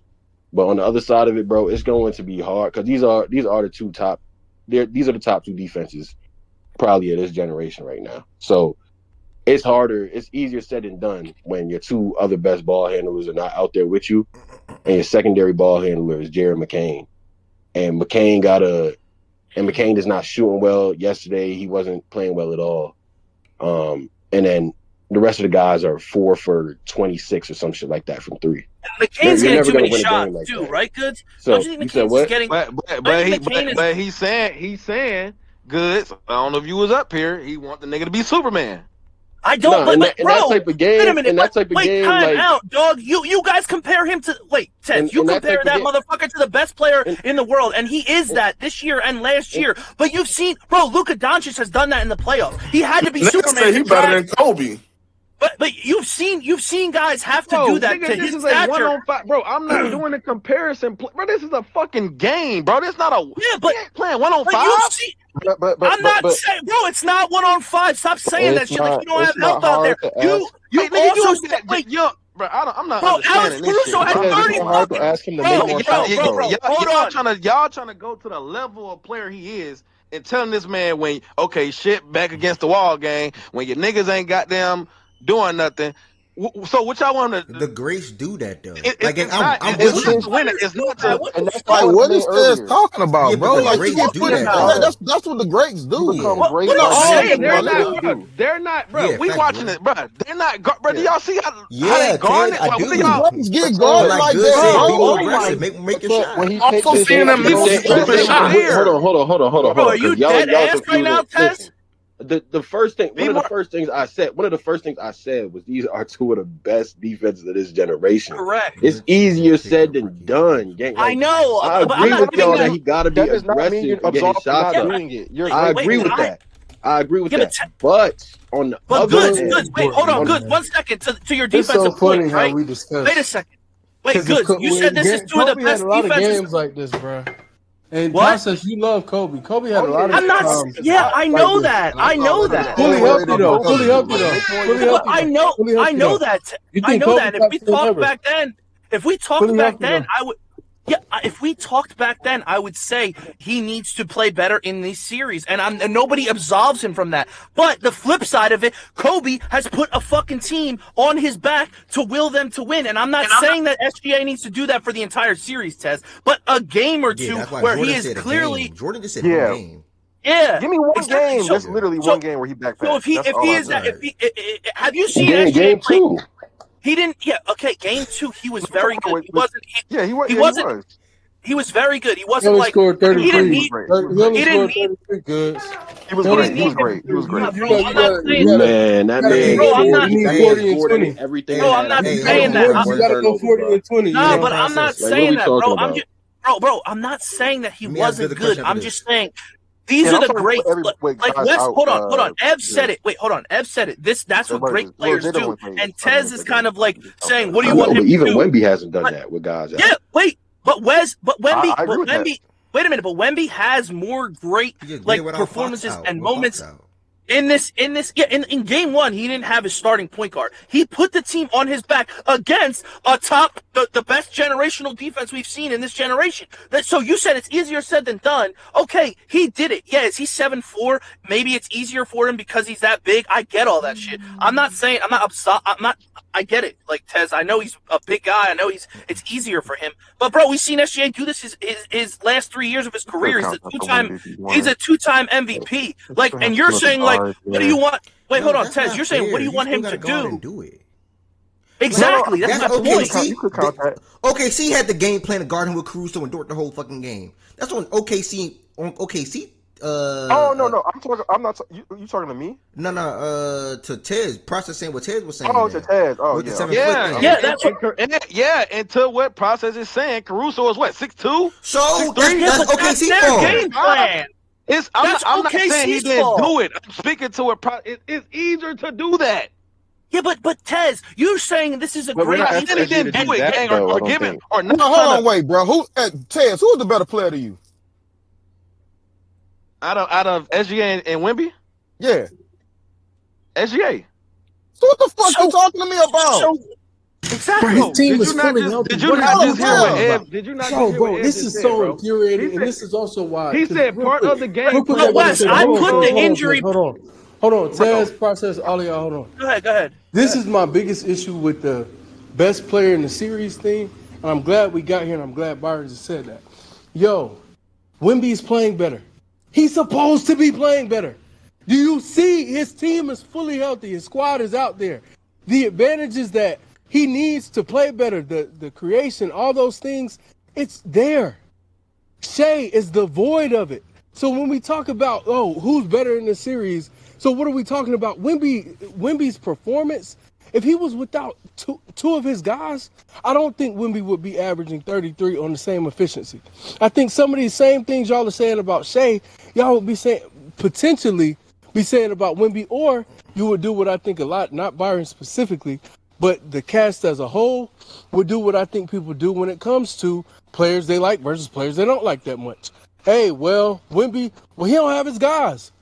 It would be very similar to what Tez is saying right now. I'm with you if he not do he did in game 1 without Fox. But look what he did in game 1 No without player. Nobody. And Shea did what he did in game 2 without Dub.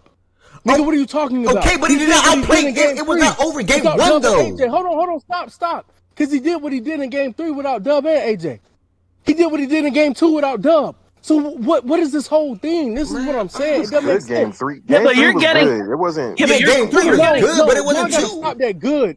Game 3 was fucking amazing. He was inefficient, but he was amazing. I personally enjoyed the hell of game 3. I enjoyed game 3. I really did enjoy game 3. He was good. Game 3 was really good to me. Y'all aren't giving him credit for game 3. That man, I give him game 3. Wait. Wait. What I'm saying, and then go. He lived at the free throw line in game 3, which is something that you should get credit for. It's not something that it should be, the refs called it in his favor. No, he put pressure on the defense and got to the free throw line and found another way to score when his shot wasn't falling. Facts. Somebody tell me I'm lying about that. Then on top of that, he had 12 assists and 2 turnovers and by far controlled everything we did offensively. What are you saying? It makes no sense what y'all are saying. Yeah, but nobody's disagreeing with you. We said he had a good game 3 and a great game 2. Yeah, I don't think anybody took game 3 away from him. I'm just saying. My point is, do you think that SGA should and could be playing a lot better than he is in this series, even with the injury shit? Good question. I think that Shea is doing what players when they have injuries do. Everything is not going to be 100%. You never ever gave that fucking excuse to Joel Embiid ever What are you in his talking life. about? Joel Embiid has had games like this, like a game 3, right? Because that fucking matters, bro. We're not keeping it consistent. Now it's your guy, and I get it. What's inconsistent about what I'm saying? Because we've dealt with injuries. He's dealt with injuries personally. Go out there and give it his all and be the best player on the court, but doesn't get the job done at the end. And everybody points to him being for not playing well. For playing well and losing. I mean, playing well and losing. Yes, you have. I've never maligned him for playing well and losing. You're lying. You never gave him shit. Wait, hold on. You're lying. It's not. Wait, hold on. You're not going to lie. So the Atlanta series, I've never maligned him for playing well and losing. In the Atlanta series, you never said that about Joel Embiid. For playing well and losing? When was the Atlanta series? When was the in 2021. When we didn't even fucking know each other. We're not getting stuck with Embiid. But we've talked about it. Okay, it doesn't matter, bro. It doesn't matter. I never maligned him for playing well and losing. Do you think he should play better? And I put way more pressure on Ben Simmons in that series. Facts. Okay, do you think SGA should be playing better and can be playing better? Yes. I also think that the thing that Byron just spoke to, he also has done. And the thing that Ev just spoke to, the thing that you're speaking to, he's done in this very series already. It's not full stop. And this is what I said earlier. We're in the midst of the series. We're at game 5 of the series that has not been played yet. We've played 4 games. In 2 of the games, what y'all are saying, go get us a game, go be great, do this shit. He did it without his second best player. And then the other game, he did it without his second best player or creator, top 3 player on the team, and his third best creator on the team. That same thing that y'all are saying he needs to do, he has done in this series already. But would you think it's fair to say though in each one of the, and I'm not taking any, I don't. This is what I'm saying. How can I put this? I think in When you're done, I have one more question for him. Go ahead. Yeah, in game 3, right? Sorry, I was gonna say in game 3, he also got a contribution from McCain that I don't think you can rely upon. In game 2, he also got phenomenal, like top tier bench production. What I was saying is, I think there could be a situation. He got that in game 3 too, Jordan. Williams hit 5 threes off the bench at 18 fucking points. Yeah. We're talking about his level of play without the guys. I think both things could be true. I think what Wes is saying is true. He did what he needed to do in those games, and then some with what he got. But I do think there will come a game in this series where the bench isn't as good, or you don't get that type of pop game from someone you're not expecting. Yesterday, and he's gonna have to score more. Like he's gonna the floor game in game 3 might not cut it. Like moving forward, so he might have to have one of. That's why I think he's gonna have to have one of them games where he go for 35, 40, and it's pretty efficient, and that's gonna be what keeps them in the game because the rest of the guys that are on the court with him aren't gonna be able to play above. Like if he did that last night, right? That's all I'm saying. So hold up, let me jump in. Let me ask you a question, Jordan. Without those two, and the new way that they're now guarding him, do you think he gonna get 35, 40? What did he do yesterday? 19, I think. Yesterday, yeah, 19. But to good said he got to shoot more and be more efficient. He didn't play in the fourth quarter. They a little bit more difficult. How many shots did he take? I can't see. He didn't play in the fourth quarter. He took 15 shots. 15 to 16 shots. So that that man need to ramp up 20, 25. Hold on. He didn't play in the fourth quarter yesterday. Dude, hold up. But the thing that Good did say, I think that's easier said than done for sure. Like going like not necessarily. I don't, that shooting. Of course it is. Bro, that shooting 5 shots at least a quarter. It is. It is. Bro, of course it's easier said than done, but that's what Grace and I think he's gonna yeah. My bad. Yeah. I think he's gonna have to take some threes, bro. That man had to shoot at least 20 shots a game minimum. Bro, if you look at the 2 games, bro, he didn't play the fourth quarter yesterday. He y'all got your ass beat yesterday. Let me ask one more question. Let me ask one more question. That don't matter. That don't matter. Let me ask one more question to Wes. The only other thing I would say, saying anything. The only other thing I will say is what I said to process in the chat.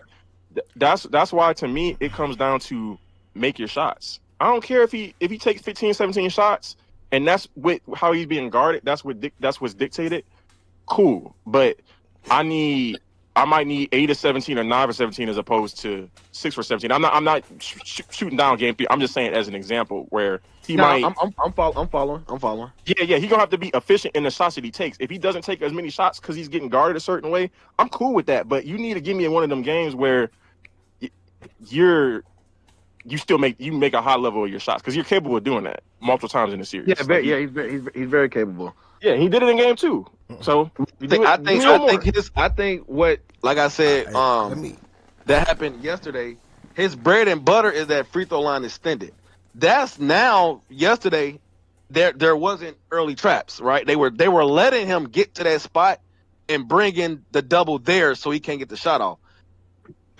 I mean, I do think that's a testament to those guys being out. I don't think fully loaded. I don't know if that could be the same because then we need to post up more. Right? That's the only adjustment. I would say get him the ball on the baseline. I agree.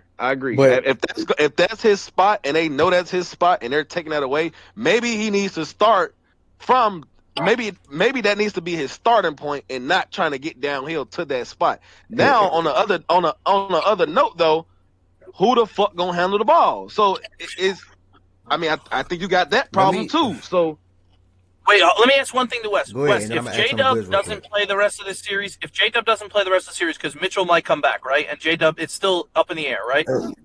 It's more so the other way. J Dub probably Okay. coming back first. J Dub, Okay, he was let's born just up say. and he to the was gonna play question. games. Let's Yeah. entertain it. If they don't come back, do you still think you're going to win this series?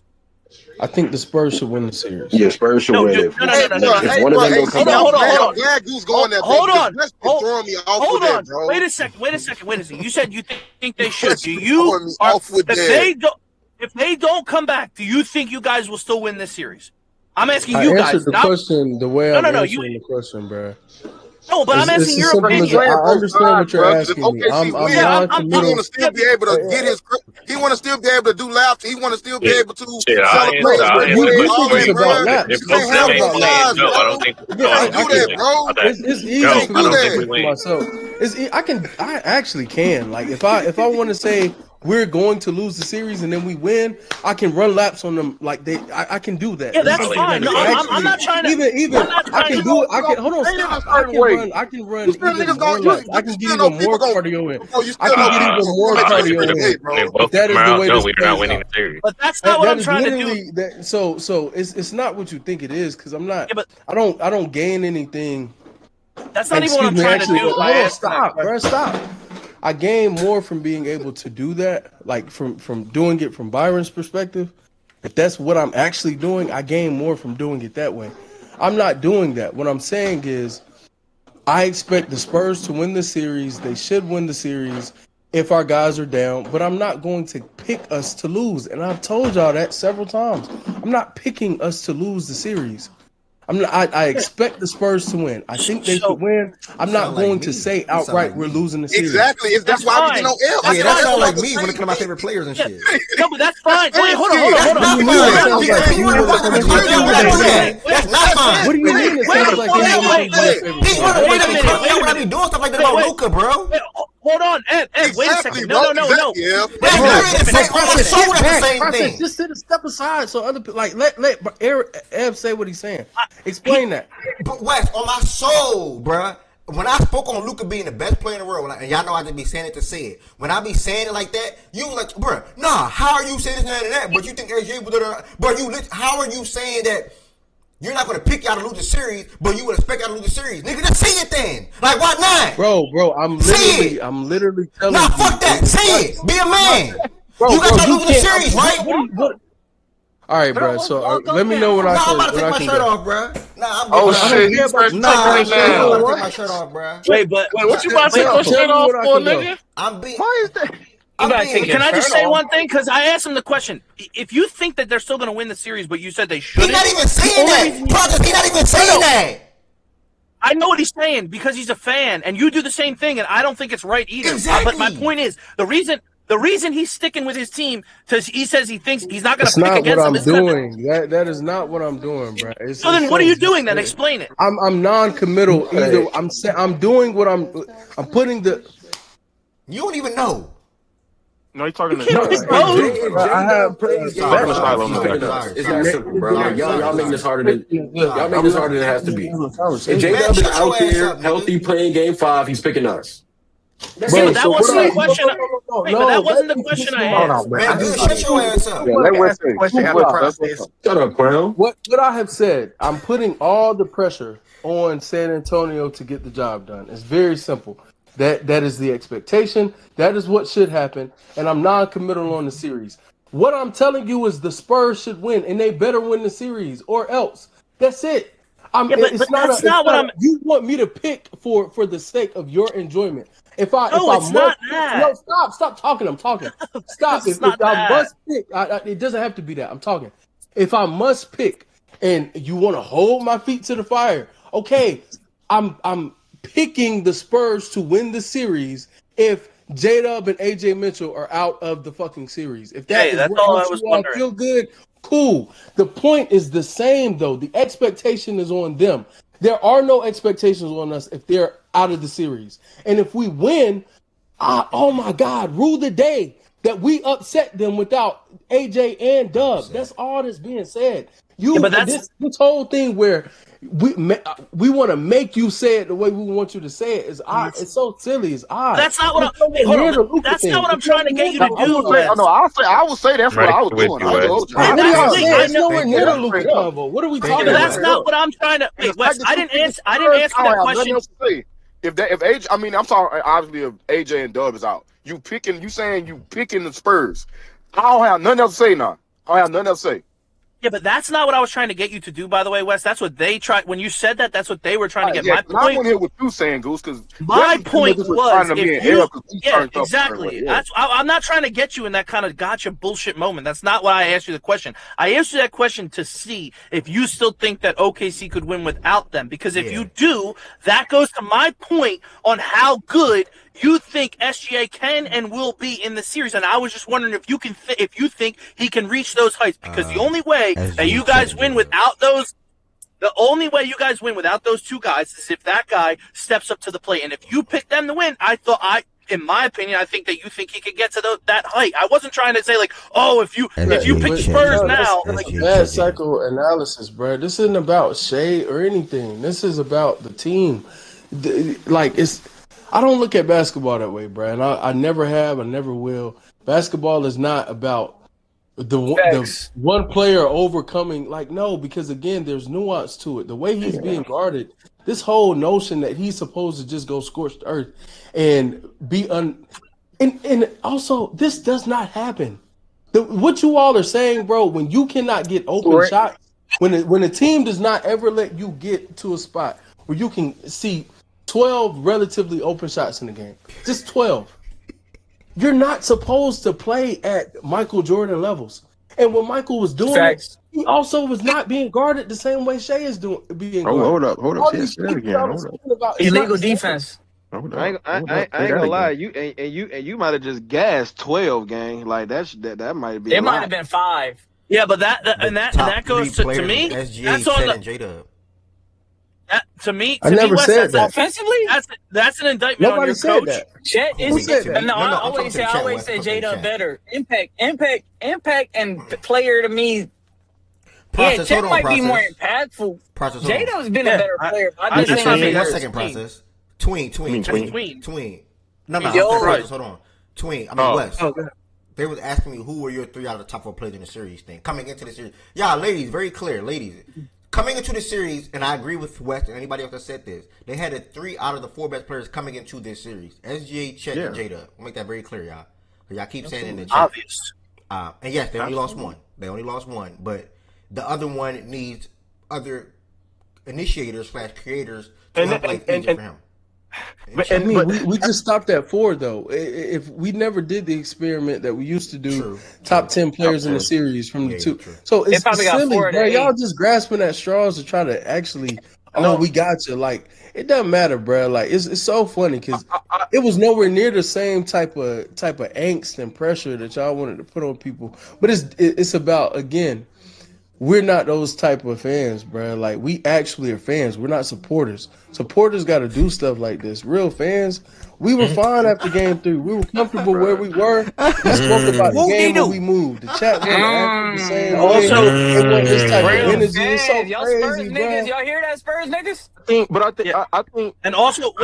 I think Chet is the big, because I agree with everything Wes just said, like 3 of the top 4, and because I agree with that coming to the series. But I think, for me, I think I might have been, and West views it differently because of how he thinks, what he thinks Chet needs to, Chet's offensive value with guys versus without guys, or what it should be. I think I might have just miscast how close Chet is to the 4th best or 5th best player guy in the series. I think I just made a miscalculation in viewing him as a stamp 3 of the top 4, one of those top 4 guys in terms of impacting this series. Now, that because you let niggas brainwash you. Think no, because it's because I've seen him play well before in the playoffs. And I didn't have anything to go off of like Castle and Fox and niggas like that. I don't think Fox would be that Process good. just said Luka got guarded like this by OKC and Boston and got killed in here, by the way. That's not true.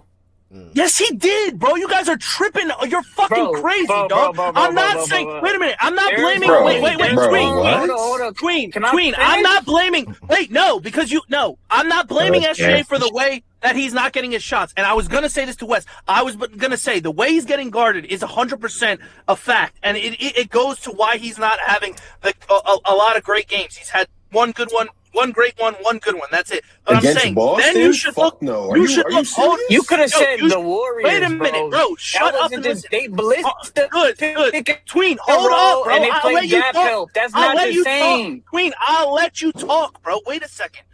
Goods. Would you not agree that the way that they're guarding SGA, it is up to now your coach to combat that defense, and he hasn't done a great job. And I know you don't have the players, and if you get the players, it'll be a lot easier if Mitchell comes back to have another ball handler and J-Dub. But don't you agree they need to adjust if they don't have them guys to find a way to get him better looks? Bro, I know it's going to be hard without them. First game, we didn't have those guys. No.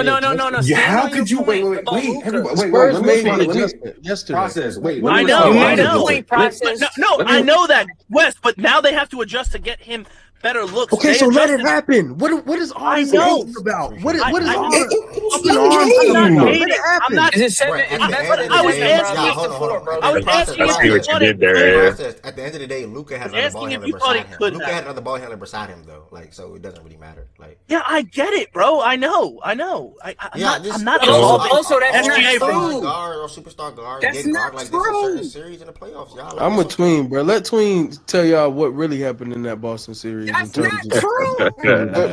But Man, can I You ask act like stars have never been guarded. You act like stars have never been guarded. Hey, good. Hold on. Good. Oh yeah, go ahead. Good. This is my only question for the show. Luka got guarded by that from OKC in 2014 Hold in the on, Western Conference semifinal. Hold on, bro. I'm gonna let you have it. I'm gonna let you have that fight. Hold on, real quick, Twin. Good. Yo, someone wanted to ask you a question. Do you feel like if the Spurs win this, like if the Spurs win this series, good? This is from somebody in the chat. If the Spurs win this series, would you put like an asterisk beside it? Like you're like, it's fake for real, for real. I mean, we didn't have our guys. I mean, what else you want us to say? So yeah. I mean, yeah, like when you don't have your second and third best ball handler, yes, that's a big asterisk against a defense like this. Yes. Okay. All right. I got a simple one. Somebody want me to ask you? I got a real simple one. But you could have said the Warriors against Luka when they was playing diamond and they were playing zone and they were playing boxing one and all that. You could have said Curry in the Raptors series. Nigga, you brought up the Dallas Mavericks against OKC. They had Dort fighting through screens, bro. What are you talking about? They blitzed the ball screen. Do the OKC people? Would you say it's fair to say you want Shea to play better than he did in Game 4? Yeah, I think that's that's the first thing I said, bro. Like he's going to have to play better. I like that good starting off with that. To be honest, like it's that simple, bro. We're not winning. We're not winning if he's not playing great basketball, bro. Like it's just not. It's not gonna happen. In games 2 and 3, he was great. And, if he simply knows that plus more, I'm good with whatever happens in this year. And that's a big part of the issue, because like we're split on how we view Game 3. I think that was a great game, and being inefficient is the only ground to stand on to say it wasn't. And that doesn't tell me how well you played. It tells me how well you shot. It tells me nothing about how well you played. Yeah, I agree with you. Who's not giving you that game? I said he was excellent. Said in terms of great. I said he was excellent in Game 3. Process and D-Mac said, D-Mac said it was a solid game. It was fine. Process said it was good, but he only has one great game, and that's Game 2. If that is your opinion on the series, then obviously you end up landing in a place where, well, Shea has to just give him more. But to me, I think he was great in 2 of the 4 games. And I think Wemby was great in 2 of the 4 games. And in the 2 he wasn't, I think, to your point, you could make the argument, well, Wemby was still high, his level of play was better than Shea's. The defense is always going, the play with him. But I think it's much to do about nothing, because Wemby's impact, that's how I think he's measured and how he should be graded. Wemby's not measured on efficiency. Wemby is measured on, were you impactful? Did we feel your presence in that game? In both of the games they lost, he was a ghost on the court. Yeah, defense was Outside nowhere to of be one found. quarter. Outside of Nowhere one to be quarter. found. That defense stuff y'all saying about Chet, you specifically, Jordan. Where was Wemby's defense in game 2 and 3? I don't think I'm trying to think back. Game 2. I think game 2 wasn't as good. I think game 3 was the game where I was like, okay, that was bad. I don't think he was good in game 3 at all. Yeah. Game 2, I thought there was a lot left to be desired, but I think game 3 was the one. I wouldn't group those together at the same level as what I would say. And I like think I game 3 said, was that's only being said because of the third quarter in game 2. He had one amazing quarter, and in quarter 1, 2, and 4, he was non-existent. It was quarter 3, which helped the Spurs' cause in that game, I think, which is why instead of it being a blowout, it ended up being a 9-point game. He had one good quarter, bro. One quarter where it was, he's impactful. Bro, we had 120 plus offensive rating in both the games 2 and 3. That should just let you know his impact defensively wasn't felt as much as it should have been. He just wasn't there the same way. Caruso was killing him in a lot of those switches, and he wasn't closing out the shooters in the corner a lot of times, which led to us scoring that many points. So that defense was non-existent. Now, But Jay in this series good. his impact should be felt on whether he's either scoring the ball efficiently or playmaking out of that, making everybody else get good open shots. He's been doing that. 2 out of the 4 games, he's did that really You talking great. about Shaq? No, I'm talking about Shea. Oh, Shea. 2 out of those 4 games, Shea has been amazing at doing that, which led to those wins. Yes, we had at least a ball handler in both of those wins, but AJ was out for damn near the game 3, so he had to do it with Jerry McCain, and Jerry McCain stepped up. How Now yesterday, Jerry McCain didn't step up. You can't ask Jerry to step up every single time. And Shea shouldn't be expected to play extraordinary without a single other ball handler. Yeah, I agree. I think this is what Tez was getting at. I agree. The way he's being guarded, bro, it would be different if he was seeing one-on-one coverages. They stay at home, and they had help side at the rim if he beat his defender. They are helping as soon as he gets inside the three-point line. It is not the same. Like, the way we analyze basketball is so odd sometimes. Because I feel like it's a Shea thing as opposed to how you all actually see the game for the people who are on the other side of that. If Shea does not have a single other ball handler, no, he's not supposed to play well. I'll go out there and say it. I don't care how good he is. If he does not have a single other ball handler, no one else who can be effective with anything he has to create every single thing on the court, he's not supposed to play well. How should he adjust? He's not. You didn't get Castle that grace. Nobody cares about Castle. Nobody talks about Castle. What are you talking How should he adjust, Wes? Is it anybody? That's a good question, John. You can answer that. How? I heard you guys mention the post shit, which I agree with. Like how should Shea adjust? Like, because I think again both can be true. That's kind of my theme. Like, I think outside looking in, yeah, he shouldn't be expected to be extraordinary. But as a player, I mean, they still go out and play in games. How should he and they adjust? How he's used, where he's being set up. I already said it. He should post up more. We should get him the ball on the baseline. The issue is, again, which is the only time I'm gonna say this, they're allowed to play such physical defense. That's what's pushing Shea out to the having to get it on the perimeter every time. Yesterday was egregious. Wes Reed, respond to Yemi in the chat too, Wes, while you talking. Go ahead. Yesterday was egregious. I forgot to say that what they allowed Castle to get, and it's funny because I feel like OKC gets away with it a lot. And I speak on it then, so I'm gonna speak on it now. Same thing for not having ball handlers. I'm confused. I'm gonna speak on it the same way like I would when OKC does it. What they allowed Castle to get away with yesterday on SGA was disgusting. Like, my God, Castle was handshaking all game. Yeah, but they only called it like once or twice. No, they started to call it after the game was already like shifted. Yeah, when they was down 20. Yeah. That's when they started to call it. Like up until And that point, is it, so with that question, so with Wes saying that, right? Is there anybody else in the league that is expected to do it if they don't have that other ball handler? expected to play To well perform, with no ball handlers. to like that second ball handler, yeah.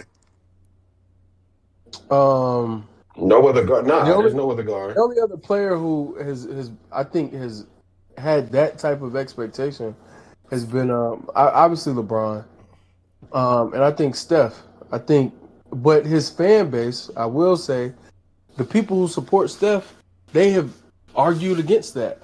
Like, so the expectation for Steph, I still think has been, well, bro, you don't have to play traditional point guard anyway, bro. You playing that system, you still got to be effective. But even his supporters have always stood up and said, yo, this is unreasonable. It's unreasonable for people to expect him to be this level of player or to even expect him to win these games when Klay Thompson and Durant died on the court. Like I remember that in the finals. I remember Curry fans. I wasn't on Twitter at Facts. the time, but I remember. Excuse me, a lot of the scuttlebutt being like, "Yo, he's facing boxing one coverages," and then now once we got on Twitter and we rehashed that series, it's the same talking points. Yo, look at how he was being guarded. Look at what Toronto did to him. Look at Toronto's defense and how many defenders they had to throw at him, and how they how tough they could make it for him, et cetera, et cetera. So yeah, nah. That's Yeah, I brought currently that amongst the series top. up to Hold on, Twink. process. Hold on, Twink. So currently, like pretty much, currently amongst the top cats is nobody that's expected to be able to do it without that second ball handler.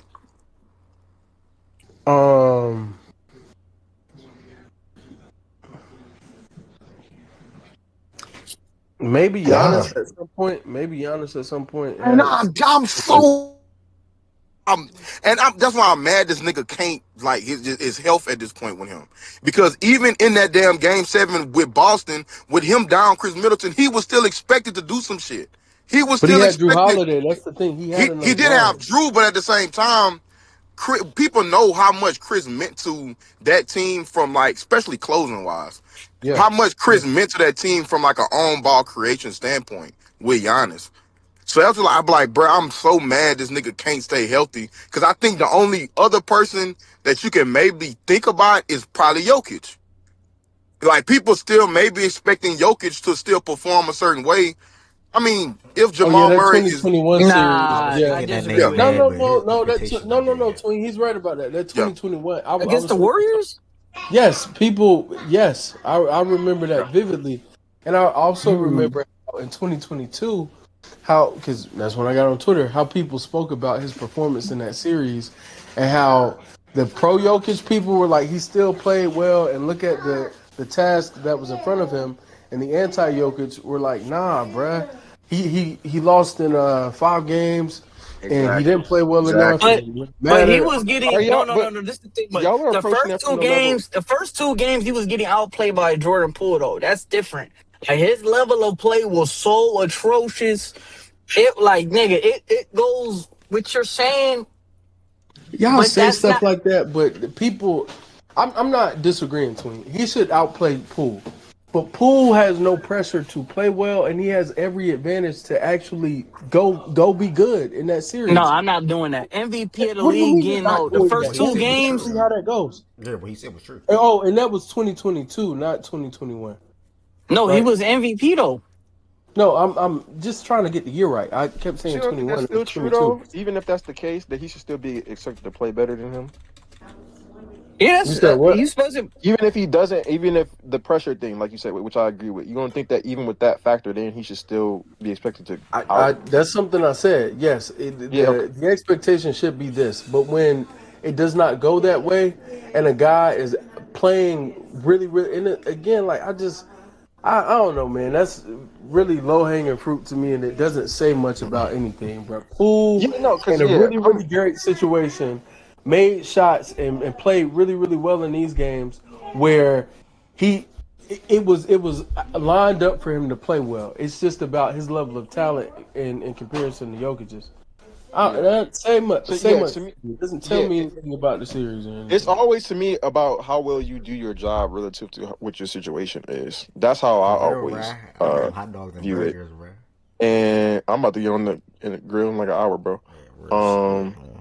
I about to say, that's how I always view it. You guys don't think that And maybe circles are different.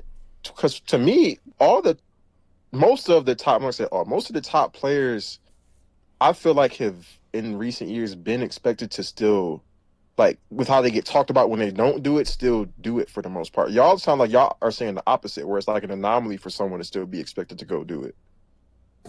I mean, you got to name those players. Byron just asked that question. How many just went players through are the series. still I mean, expected? we can go. Bro, We can when do see, the Luka thing, the LeBron thing, the Hold on, Steph y'all. Hold on. thing, the Jokic thing, all the ones that y'all named. I feel like for the most part, they were mostly expected to perform a certain way, and if they didn't, then they would get killed for it. Go ahead, Ev. Let me squeeze back in real quick because we are having a great convo, but it sinks that is leaning to open a little bit. Good. Just to wrap it up, to close it out. Did you have anything that you wanted to say about this game? I know you we sort of kind of got your feelings a little bit, but just to close out this segment, at least from the OKC and Spurs perspective, Good. I want to give you the opportunity.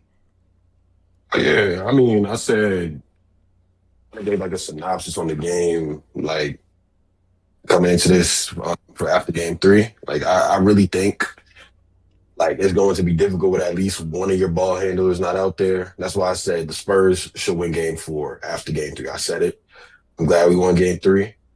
Hopefully, J-Dub comes back for game 5. This game in a whole was just everybody played bad from top to bottom.